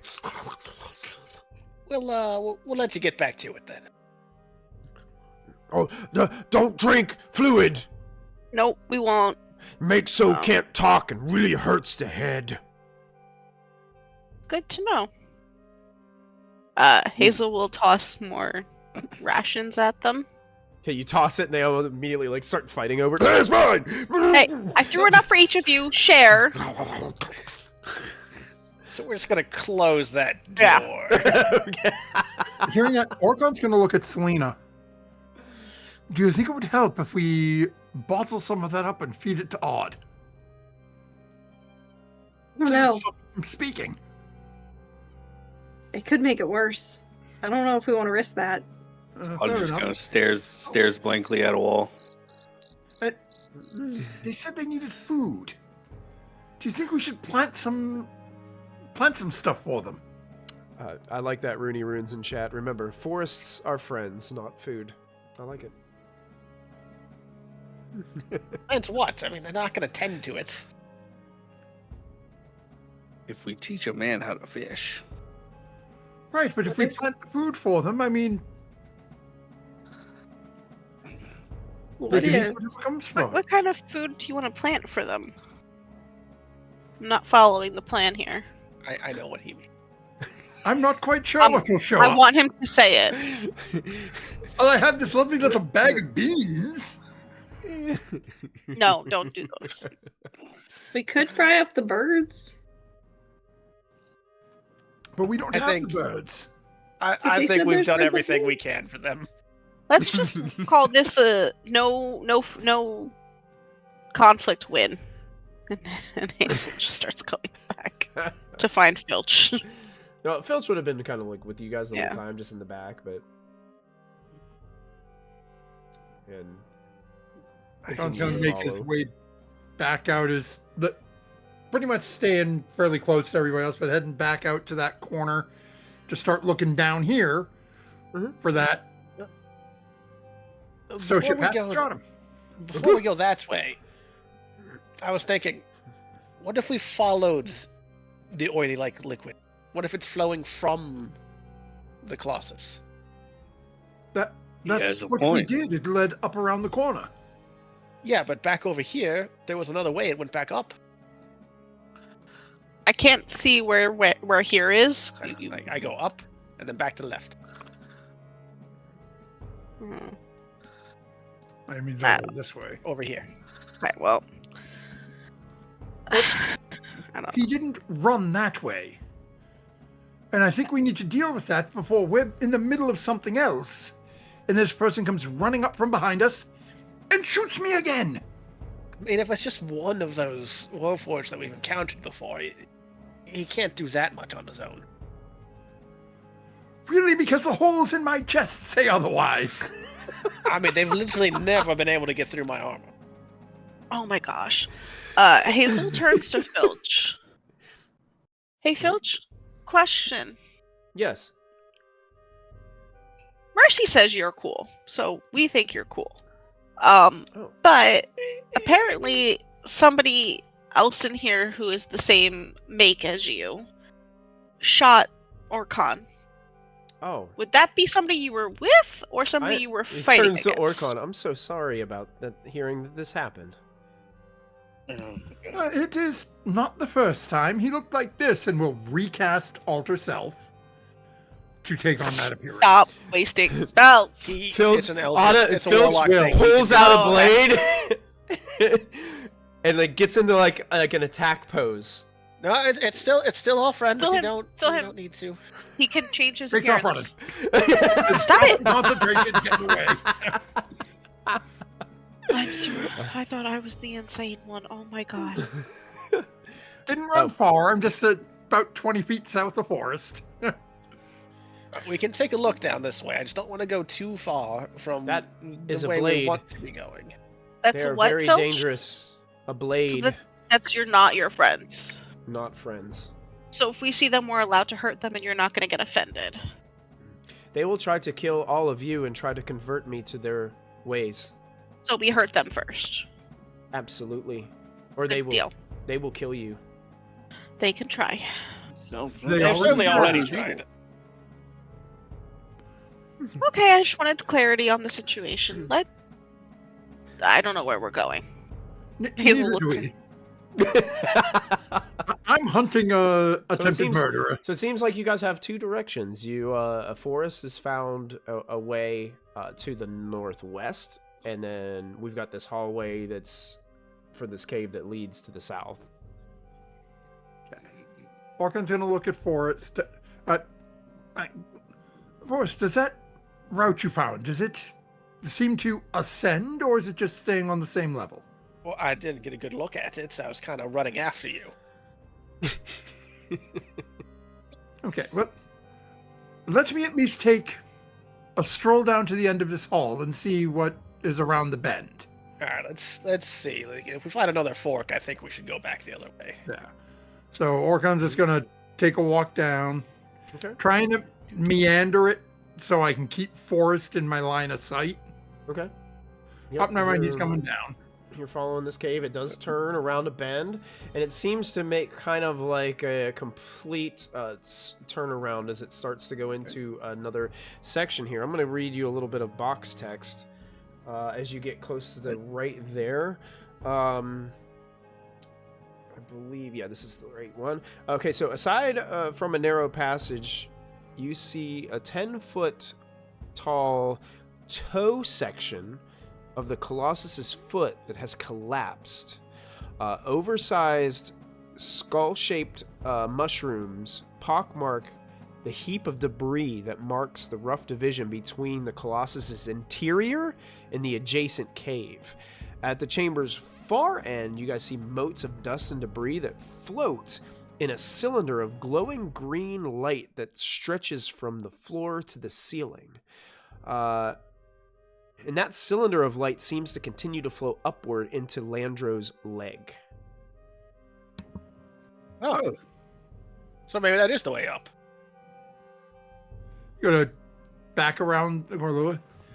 Hey! Come down this way, we found the robot! Okay. Hazel will walk after her friends. I think I'm going the right way. Where are you guys? Down here. Good lord. Gotcha. Michael, you may have to drag Odd. It looks like he had to step away for a moment. And Filch. Yep, and Filch. Yep, I'll grab them. So Filch and Odd are going to go this way too. Selena, you heading down to the south as well here? Yes. Okay, yeah, I'll grab these guys and pull them down. And they're kind of catching up with you guys here. I didn't want to leave the other ones behind, since I'm supposed to be bringing up the rear. And Forrest, the minute you move past these mushrooms... I didn't want to, like, go into the cylinder. I just wanted to... Like, yeah. The minute you're walking kind of through this area right here, two mushrooms just start making the loudest screeching noises possible. One on either side of you. You all kind of, like, reach up to like, grab your ears, those of you that would be sensitive to this. It sounds like it's like echoing through around this area, and I'm gonna put them two things. Here's one right here, and there's one right here that are just screeching, loud, terrible sound. I don't have an audio of it, but imagine a terrible, okay, screeching, screaming noise. What do you guys do? Okay without that one. Well, I'm gonna cut them up. You're gonna cut them up? Okay, you can go ahead and make an attack roll. Roll your damage. 11 damage. You carve this one, and it's still actually screeching from one strike.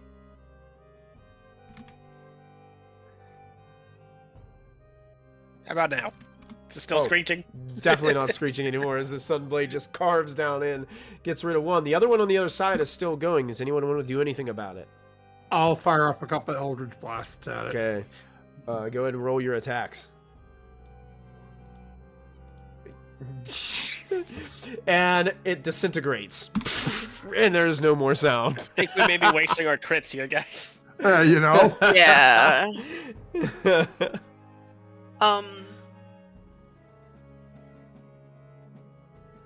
Hazel looks... That was unpleasant.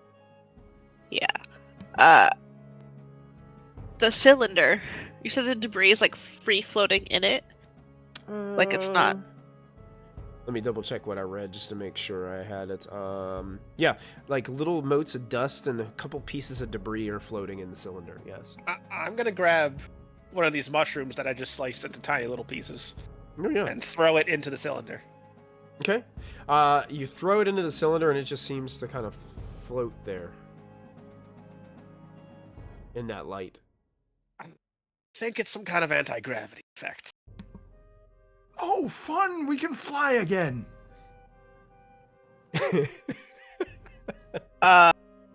Hazel turns and looks at Selena. You have a rope, right? Do. And Hazel will probably just hold it out to Forrest and Orcon and be like, whoever's going in first is getting a rope tied to them, just in case it's not anti-gravity and is like actually like immediate pain. Well, he can actually just fly, so I'll take the rope. Yes, Okay. and Well, we'll I'm use just a saying. bonus action and turn my lower half into that sort of whirlwind storm Jean-esque look. Okay, sure. And we'll fly up and look at Forrest and together then and hold my elbow out. 1-3. And then the minute Forrest goes to go in, I'm going right in with him. Yeah. I'm just gonna take like a jump as I jump in. Yeah, and as you jump, you kind of stay at that same height as you enter the green energy, and you can feel as if you're completely weightless. And Orcon has you by the arm with his flying ability. Orcon, you also feel like even though you're flying, you feel the same effect overcome you as you're consumed by this green light. And how do we get up? There are Can you touch the walls? How yeah, far up? you can see the walls are deliberately like there's ridges like carved into the walls on like all the sides around the cylinder, almost as like little grips. Throw me at the wall. With my fly speed, can I like grab him, wind myself up, and spin and just like try to toss him up and towards the wall? Oh, sure. Yeah. So why With not? ease. Yeah. And Just about flying. yep. You just like it's like you're flying, Forrest. You're just floating on up there. Yeah, I'll grab onto one of these Yeah. ledges. And when you grab the ledges, you just kind of can keep pushing yourself with the ledges. So when they And- don't scream in pain, I let go of the end of the rope that I was using as like a tug back down mechanism in case it was like, I don't know, some kind of other magical effect in this thing. And Hazel will just look at Selena, Odd, and Filch and go, I guess we're going in too, yeah? Seems simple enough. Orcon's gonna fly down closer to the ground and basically like scoop his hands together so as people start coming in, 1 foot in the hands, and he can just start throwing people up into the air to give them Okay. Okay. Yeah. Basket tossing us all? Yeah, basically. With ease, as each person enters, I'm going to kind of assume Odd is just kind of tail end in the group and with you guys with Filch for right now. Yeah, He's everybody practically kind of on gets the in. Hazel's rope, just getting dragged. Yeah. You guys can. As soon as you enter this field, it's anti-gravity. Like you can easily kind of grab these edges or be tossed any number of feet as you guys are heading up into the leg of Landro. And let me go ahead and see exactly where I gotta double check where you guys are gonna head to next based off of this. Let me see L7. Let me see if there's anything. Yeah, here. So so you can see that this leg shaft that you're in, is about it's about 130 foot tall. That you guys are going to be traveling up through. Now, you get to the knee area, and it's almost like the knee area is kind of like a sphere of this anti-gravity, but then you can continue up through the thigh part, and it's the same way. It's like this green cylinder of energy that allows you guys to continue up. But there's like nothing in the knee, nothing that splits off, no little room. There's nothing in the knee. Yeah, it's just kind of like an orb right there. It seems like it's just been kind of nothing really to find there. You guys do get to what you believe to be the hips of Landro. And I will move your tokens to that spot.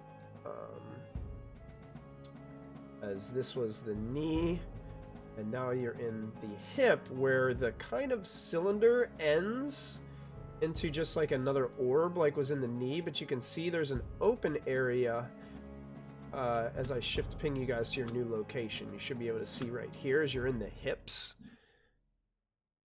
And you can see there's an area out of the cylinder beyond here. Can we see anything? Like, is there anything in the room that we can see? You can see that there is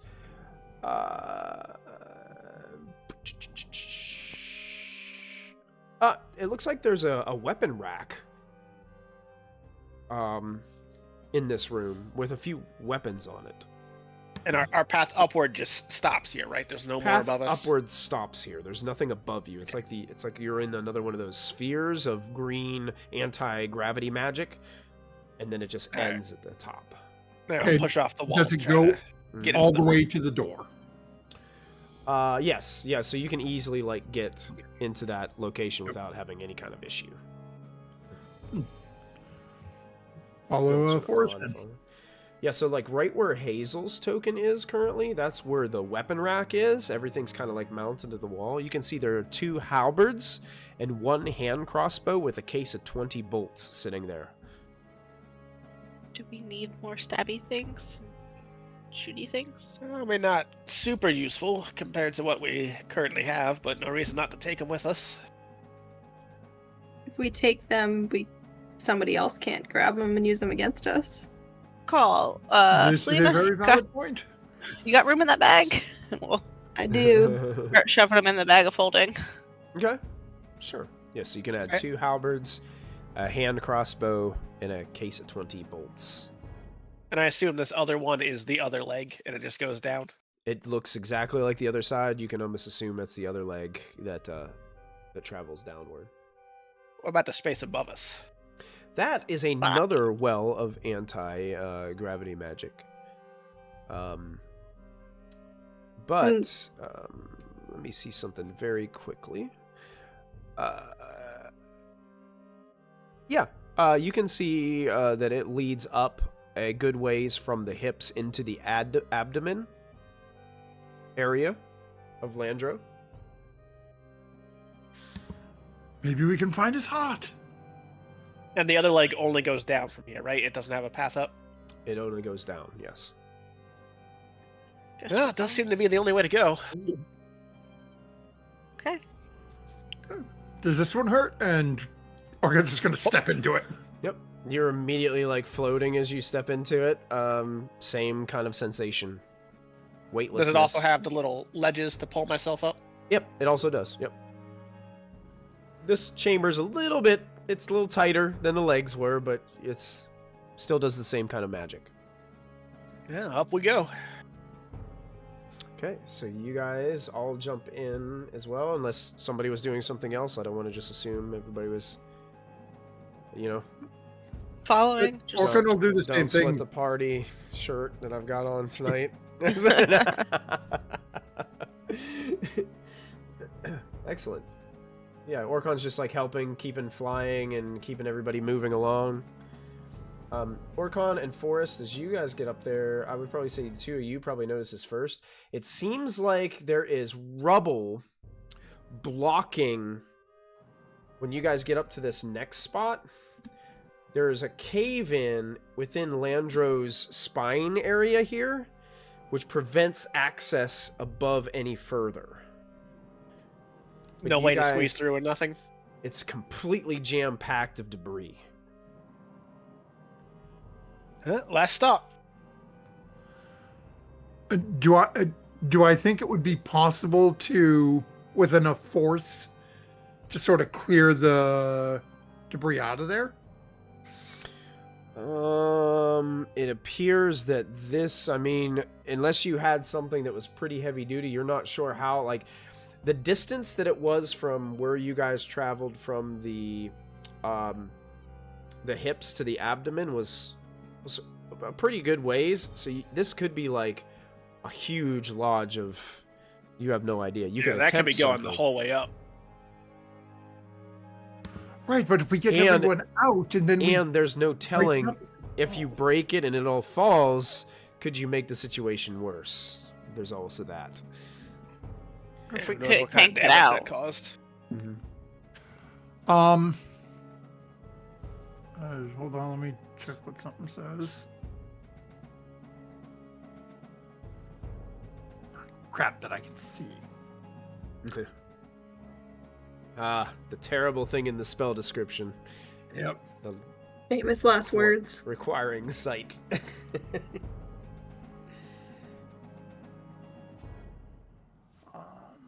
Well, now what? Just trying to figure something out. As you guys, those of you that are getting out of there, are looking, if you're looking towards the eastern side of Landro's abdomen, you can see there is a kind of a peaceful and tranquil sleeping area within that room. Walls seem to be lined with wooden bunk beds draped in green and purple quilts, and motes of dust drift with a peculiar languidness, and you can see there is a strange woman sleeping in one of the beds over in the corner. You might want to be careful going in there. Yeah, I question how anyone could just be sleeping in here. Yeah. Can I ask a quick question? Looking at this rubble, is there any sort of crawl space? Like, do I think insects and bugs could crawl through it? You're not sure how far.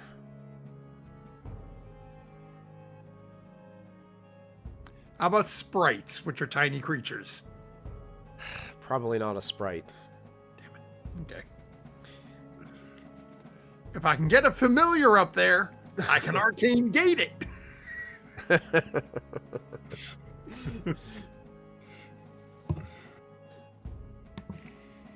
Oh, Did the you woman guys in the... do notice that liquid is kind of rolling into this room too. What's the woman look like? Is she a warforged? Is she? The woman is you. Are you getting closer? It's like seeing forces looking through that door. I'm going to move down and peek through the southern door. Okay. The minute you and Forrest kind of break the threshold of this room, you notice that things are so quiet in here. You can't hear a sound. And you can see that that woman is facing away from you. She's got this purple quilt pulled over her, but she's facing away from you guys, like towards the wall. Appears to be just asleep. Can I hear any of my friends back out in the hall? No.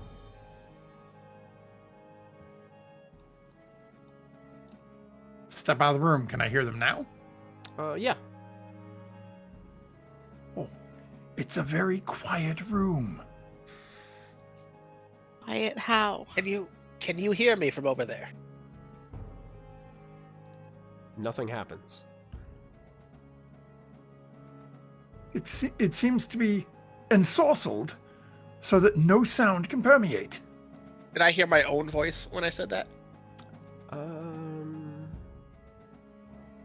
Nope. Yeesh. That ain't good.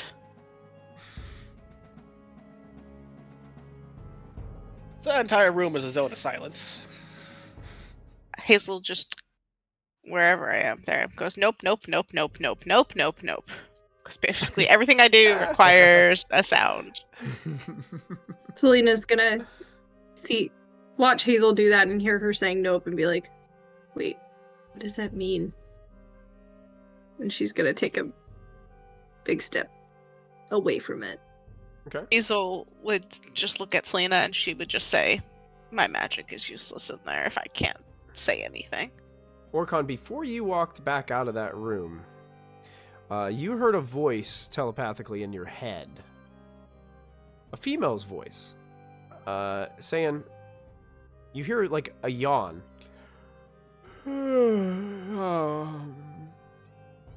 Why aren't you asleep?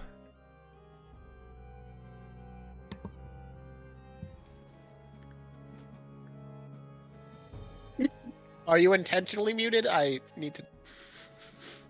I'm just not saying it. Okay. You can just see checking. that Orcon's Just checking. talking. Are But you? Did you turn around and like look towards her? Yep. You can see there's this bright blue glowing ghost of a woman sitting on the bed, and she's yawning.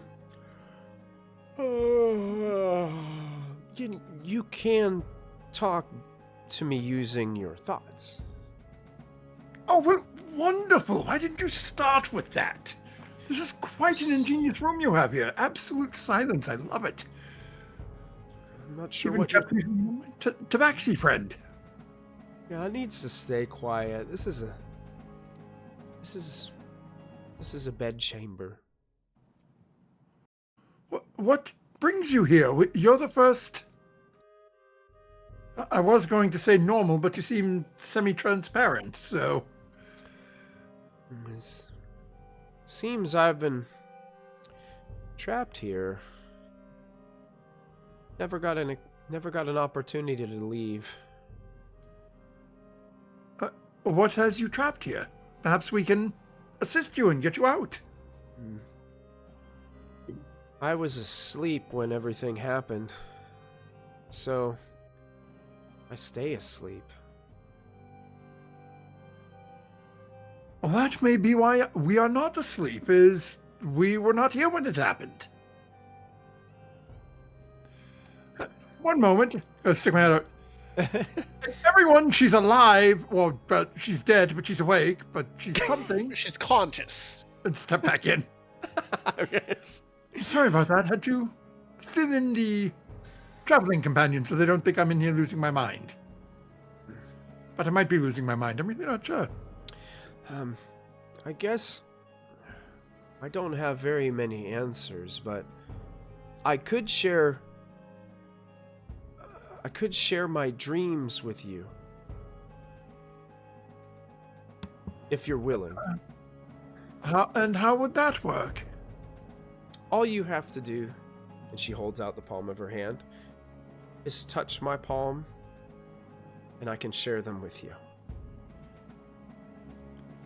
Can I make an insight check? Do I trust this weird glowing ghost? Sure, make an insight check. Do I trust the ghost? 13? You're not sure.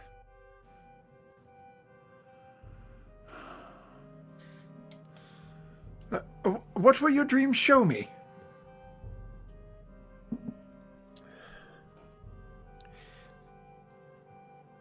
It could show you a number of things. It could show you what happened to this place.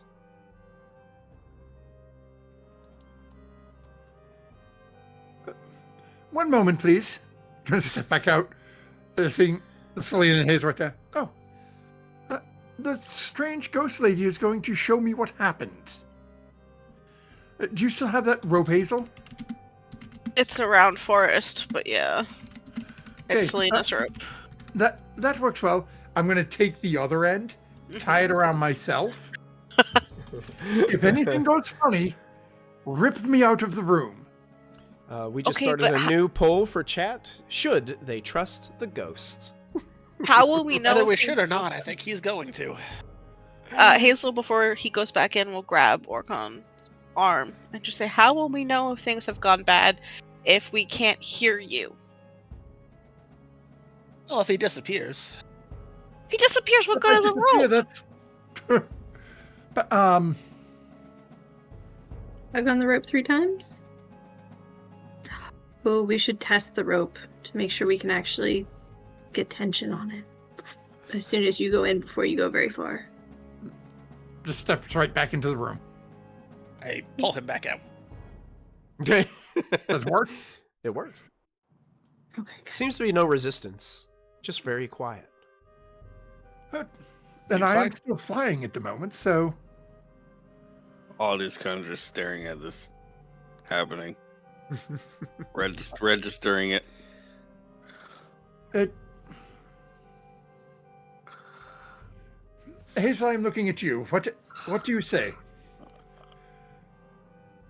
Well, I mean, if you want to do it, I'm not gonna say no necessarily. It's just that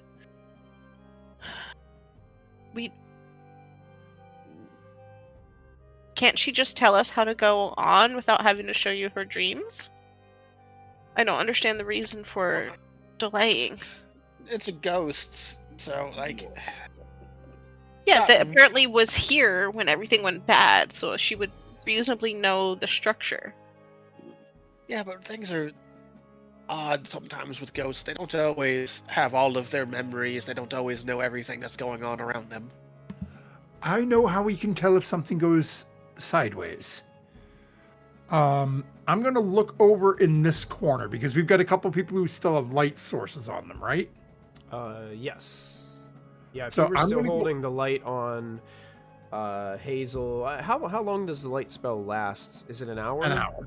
Okay, yeah, you're good. And it's non-concentration, so. Oh, perfect. Got it. What I'm going to do, then I'm going to pick a point right up in this corner. Are you talking about in the other section, the other part of the Yeah, right over abdomen here. Oh, I do have some text to read to you guys from that room as well. Those of you that would have like peeked in there, you can see there are fine tinkering tools, wood carving equipment, and metal plates that hang from hooks above a stone table and counters in this crowded workshop. In one corner, a faucet juts from a tall steel vat, and the opposite corner has collapsed, allowing access to a tunnel beyond. A rivulet of gray matter fluid oozes across the floor and down the tunnel. So that was the text for that other side. So Organ's going to point over and looking at Hazel. Here's how we tell if something has gone wrong and I am no longer in either conscious or in control. And I'm going to cast darkness in the top corner of this room. Okay. So basically, if everyone's looking at with their lights and everything, all of a sudden that just upper corner of that room is just Hey, Azure Butterfly, thank you for the follow. We appreciate it. a solid black sphere. Okay, yeah. If that disappears before I step back out here, it means something has happened causing me to lose my concentration on that spell. Rip me out of the room. I mean, I don't love the idea, but I trust you. Technically works. Yeah. Hopefully. And then gonna step back in Okay. and walk over and touch her hand. Okay. As you do, you immediately, like this bright flash of light like occurs in your vision, as if you were looking through the eyes of a soaring bird. You see a titanic stone statue standing amid a circle of brightly glowing sigils. A dozen robed figures, as small as ants down there on the ground, stand around the circle and murmur arcane words, their heads bowed in severe concentration. Impossibly, the stone Colossus begins to levitate from the circle. As silvery light swirls around the Colossus, the ground quakes, breaking the mage's focus. The Colossus is buried in crumbling stones, surrounding by shifting mountains and sickly gray clouds. Years pass in rapid succession, while the Colossus stands like a stone sentinel, stuck inside the craggy mountainside. Now, to the rest of you, this all happens in a split second. Orcon, it feels like this lasts hours.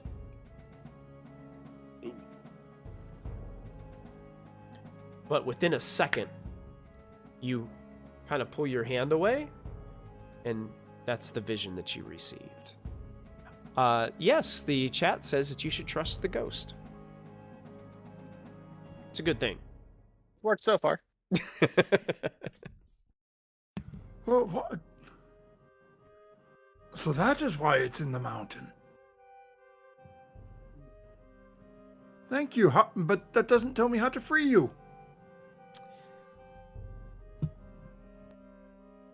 I honestly don't know what would free me. So I don't know what to tell you. Let me go discuss with my traveling companions, and we will be back. I'm sure they must be concerned after this vision taking so long. The darkness is still up in the corner. Yes. Okay. It was really only like a split second that this happened. Yeah. It felt longer to you, Orkon. Step back out and seeing everybody, and first thing notice that Raznak says the 16 digits of your credit card would free the ghost. Don't forget about those 3 numbers. Free the golem. well, the 16 digits gets you the golem. The 3-digit CVC code that gets the ghost. Yeah, there you go. There you go. Expiration date gets you the Gets you to the brain of the Colossus. Looking at the group and then seeing this. What? Did she do something to me? Why is my spell still? You were gone for less than a second. You literally just walked in and walked out. I don't know what you're you like shook her hand and came back out. I don't Yeah. No. I was a bird. I was flying above these strange magic users. They were chanting rituals, and they took this creature up and buried it in the mountain. I mean, it felt like the better part of a day. It was about 2 seconds.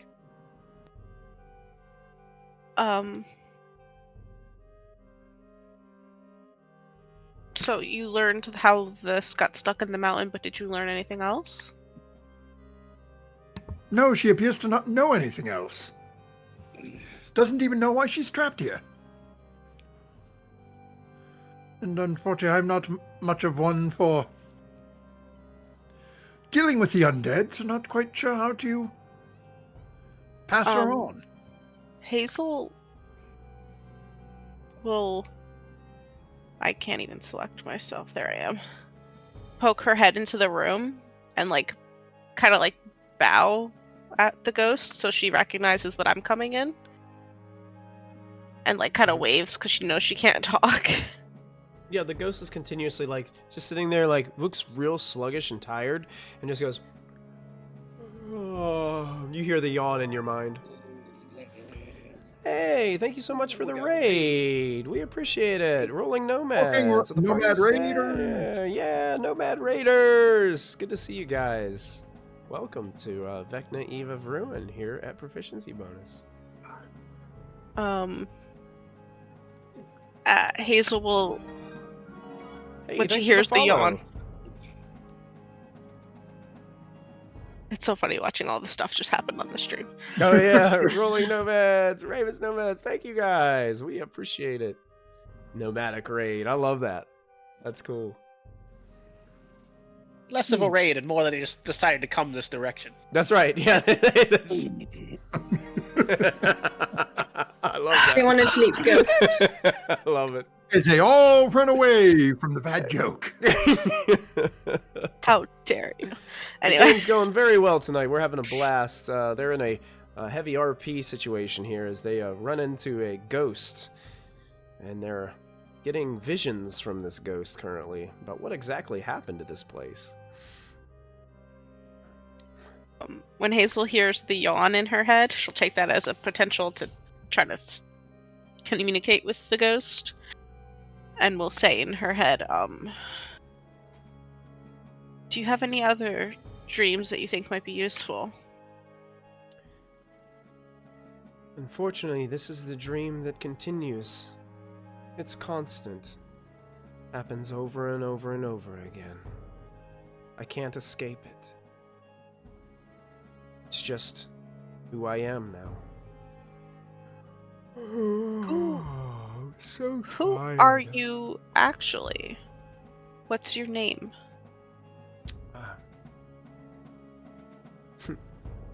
My computer shut it for some reason.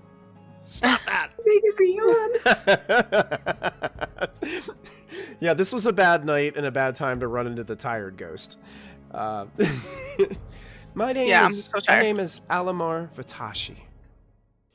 A question for you. Actually, Orkon, you could probably make this check too. Odd, it looks like Odd has entered the room. Anybody who is like in the room, you guys can make.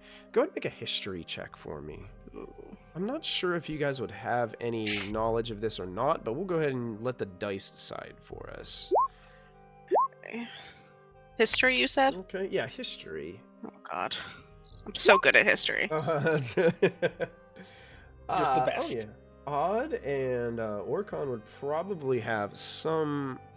You can see that this Alamar Vatashi is Kalishtar, which is a specific race in D&D species. Humanoid. It's kind of like a humanoid bound to a dream spirit, is their essence. And you can tell that she, by the implementations and things that she's wearing, although she was asleep, you could tell by like what she was, her attire. You might have heard of individuals that were able to kind of imbue arcane with actual like technology. They called them artificers. You have a feeling like that may be what, although you might not know too much detail about that, that's probably what she was. Staring at a wall. Odd climbs into one of the wooden beds and cuddles up nicely with a pillow. You're making me so tired. Quickly, if we leave now, Odd won't hear us go.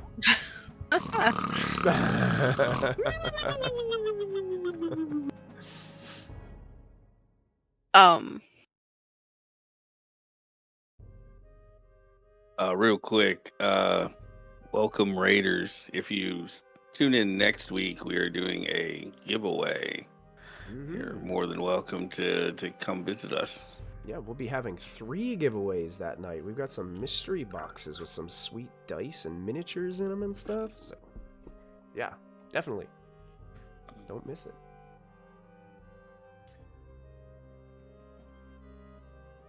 Our way of bribing you to come back.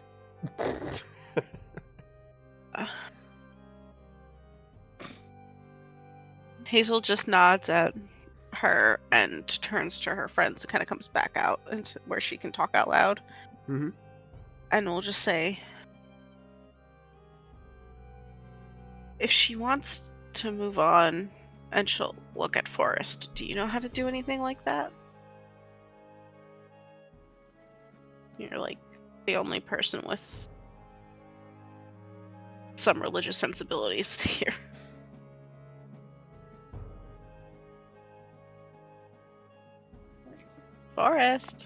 Forest has seemed to have been Rude. struck by the sleep spell.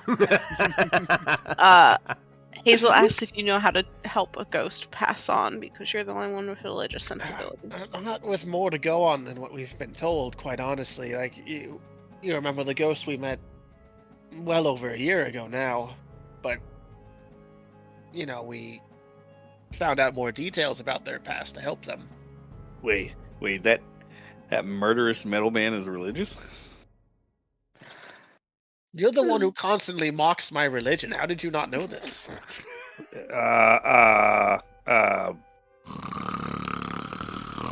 He's in the silence room. He's not saying anything. Yeah, he's trying to say something to you and he can't. I picture him looking like a cat that's trying to cough up a hairball while he's trying to talk. Just like, and nothing's coming out. Projectile. Roll No. 1d6. Roll 1d6.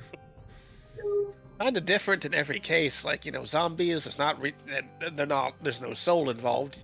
All you can really do is be rid of them, but the ghost is a part of the soul, but it's not really the whole thing necessarily. Can't you just smite it away? I could, but that does seem a bit rude. I mean, it's an undead. Or is it a dead? The terminology is all... What is this thing you call a soul? Says Filch. Oh boy. Oh, it's on the bottom of your shoe. No. That's an insult. Filch looks at the bottom of his metal boots. Hazel looks at Filch. It's kind of hard to explain, but essentially how I look at it, and it's probably different than how everyone looks at it. It's the thing that makes us us.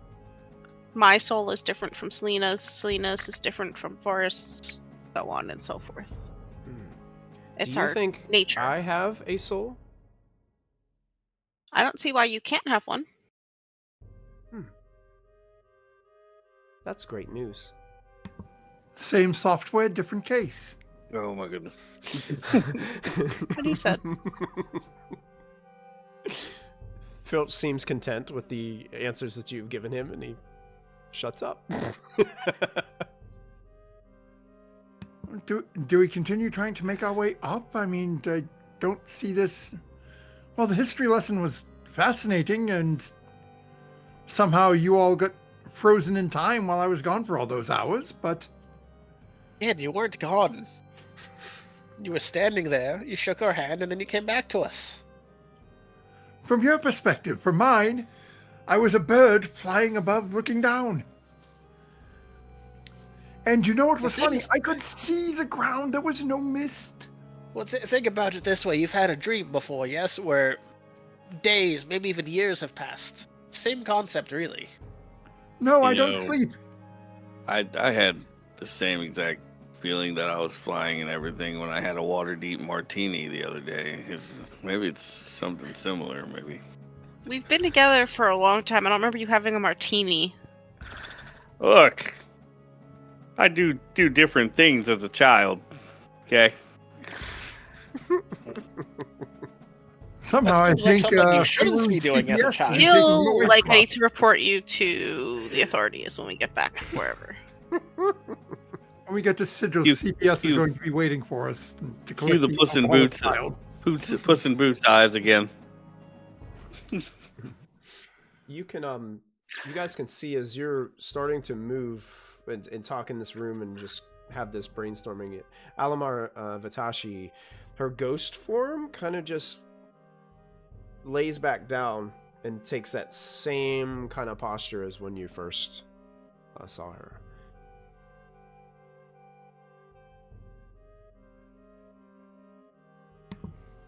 When I was in the room and looking at her, did I see, I know I'm looking at a ghost. Is there like a skeleton or a body laying there? There is a body. A physical body is there. And it's not skeletal. Like, it looks recently deceased. But if you remember right as well, when you guys stumbled upon those Siren soldiers down in the caves, they looked like they were recently deceased as well. They were not rotting away. They were not skeletal in any which way. Anyway. We were warned, though, that time is weird here, right? It was Or more the like distance and traveling was weird here. Yeah, for the Morning Land, it was. That's right. It was Spatially weird. That was the time. Yeah. But maybe it's weird in the Colossus because it's a Colossus. Well, I mean, if the ghost is trapped in one moment forever, everything else that was here could be in the same situation, really. At least what was here when the event happened. I don't think those other guys we found were here at the start. Oh, I'm just gonna pop out of that little wooden box that he was taking a nap in and waddle over to the body.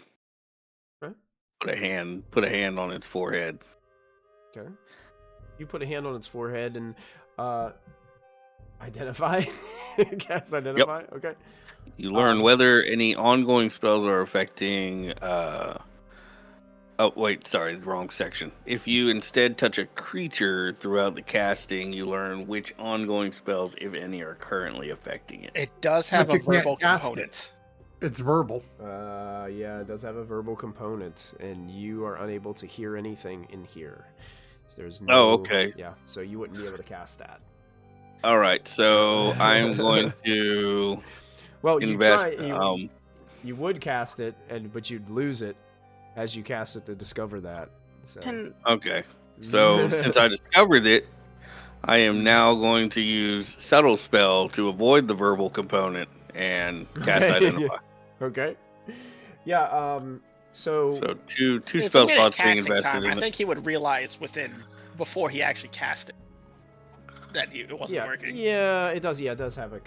Yeah, you probably. I'll give it to you that you knew it was silence in here, so you wouldn't be able to cast it. But, so you believe that it's not really like there's a spell affecting this body. You feel like this body is magically being preserved based off of this environment that it's currently in.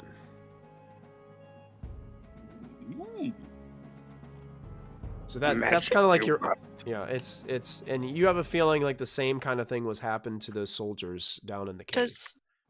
Does that tell us that? Like, does he come out of the room and tell us this? I turn to look at you and I try to tell you, but I don't realize that my voice isn't coming out. Well, yeah, you would realize your voice isn't coming out because Hazel there's no sound. For Odd to come over. Look, you are grossly overestimating my perception. Hazel Remember, does this. 14. Well, we've all also had conversations about the room. He Anyway. stares at Hazel's hand gestures. Fine. Hazel goes in and grabs Odd by the ear and yanks him out of the room. When he doesn't move, she pulls the ear off. Yep. We only And then- catch the very end of his scream. The ghost, as Odd was like going to touch the head of the body, the ghost does wake back up and yawn again. Oh gosh, I wish you'd all go to sleep. And then rolls over and lays back down into the body. And I Me pull too, Odd lady. out into the hallway. Okay. I just look at him and go, "What did you just do?" I casted Identify. And I identified it. There's something magical about her slumber. can I? When Odd says that, can Hazel wants to go in? Could you be more specific? I'm gonna let them talk that out. There's something Because- magical in the area. It's Hazel wants to figure out. affecting everything here. Hazel wants to figure out something ridiculous here, Okay. if she can. Okay. And I don't know what you're gonna make me roll for this. So either I have a good chance or an iffy chance on this. Okay. How long does it look like this body's been dead? Make a medicine check. Only my iffy chance on it. Okay. It's a wisdom check. It'll be fine. 17. Okay. If it was nature, I had a +9. So Now, it's difficult to determine because the body is so well preserved. You can definitely tell the individual is dead. But while the body looks like it's only been dead for a few hours, could be years.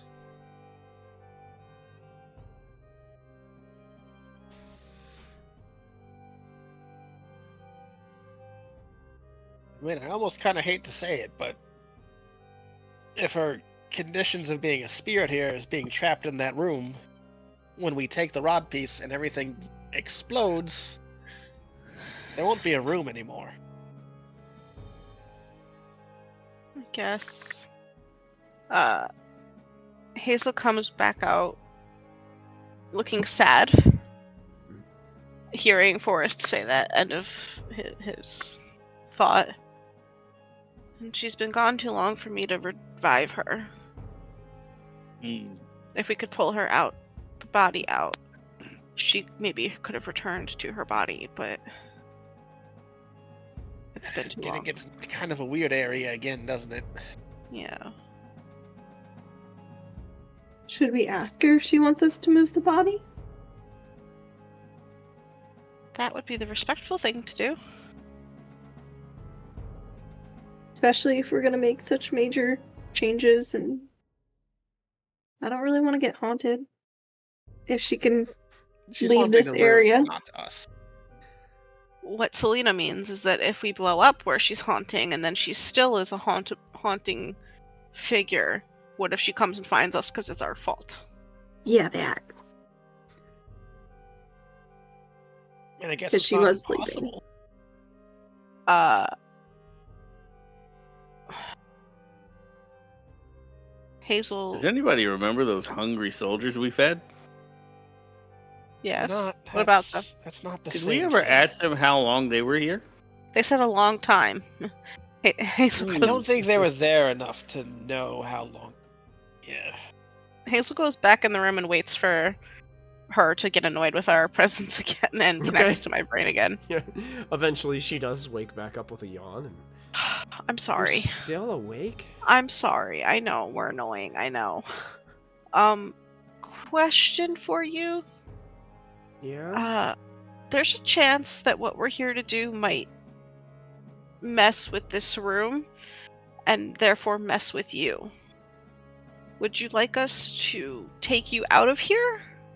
Or are you okay with whatever happens to this place happening to you?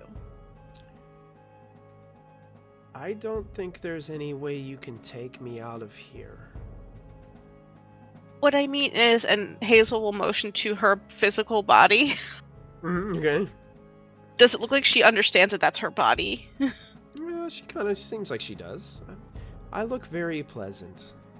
You're actually beautiful, but my concern is, what do you want to happen to your body?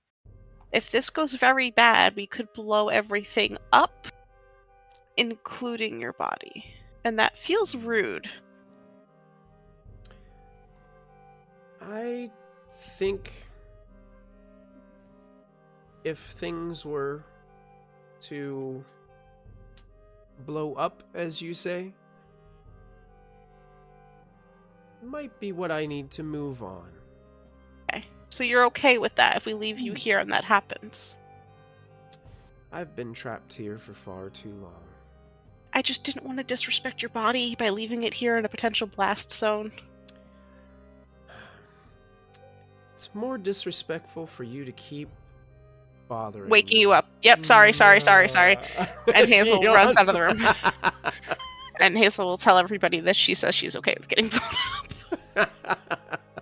I mean, at this point, Yeah. any kind of change is probably welcome. Okay, well. I guess we gotta find our way up. And as Hazel says that, walking out of the room, that is a great time for us to end this episode of Vecna, Eve of Ruin. Well done, everybody. I know a lot of you were Nobody getting sleepy. died. Nobody died, and I had to put a sleepy ghost in there for you. It's just kind of funny how that... yeah, funny how you guys got to that part right at the end when everybody was super tired from work today. But hey, that's great. Hey, thank you to all of our new followers and all of our new viewers for chiming in tonight. Don't forget, next week will be our special holiday episode, Monday, December 23rd, starting at 7 p.m. Eastern Time, right here at Proficiency Bonus. We're going to have lots of giveaways. So come in, stop by, hang out with us, and we'd love to give you some cool mystery gifts and prizes. So make sure you do that. Also, this Friday, we'll be having our Fandelver and Below holiday game Friday night at 7 p.m. So join us there. We'll also have giveaways for those. So I just want to make you guys aware so you can show up and win some cool prizes. Anything else that we need to shout out before we get ready to go for this evening?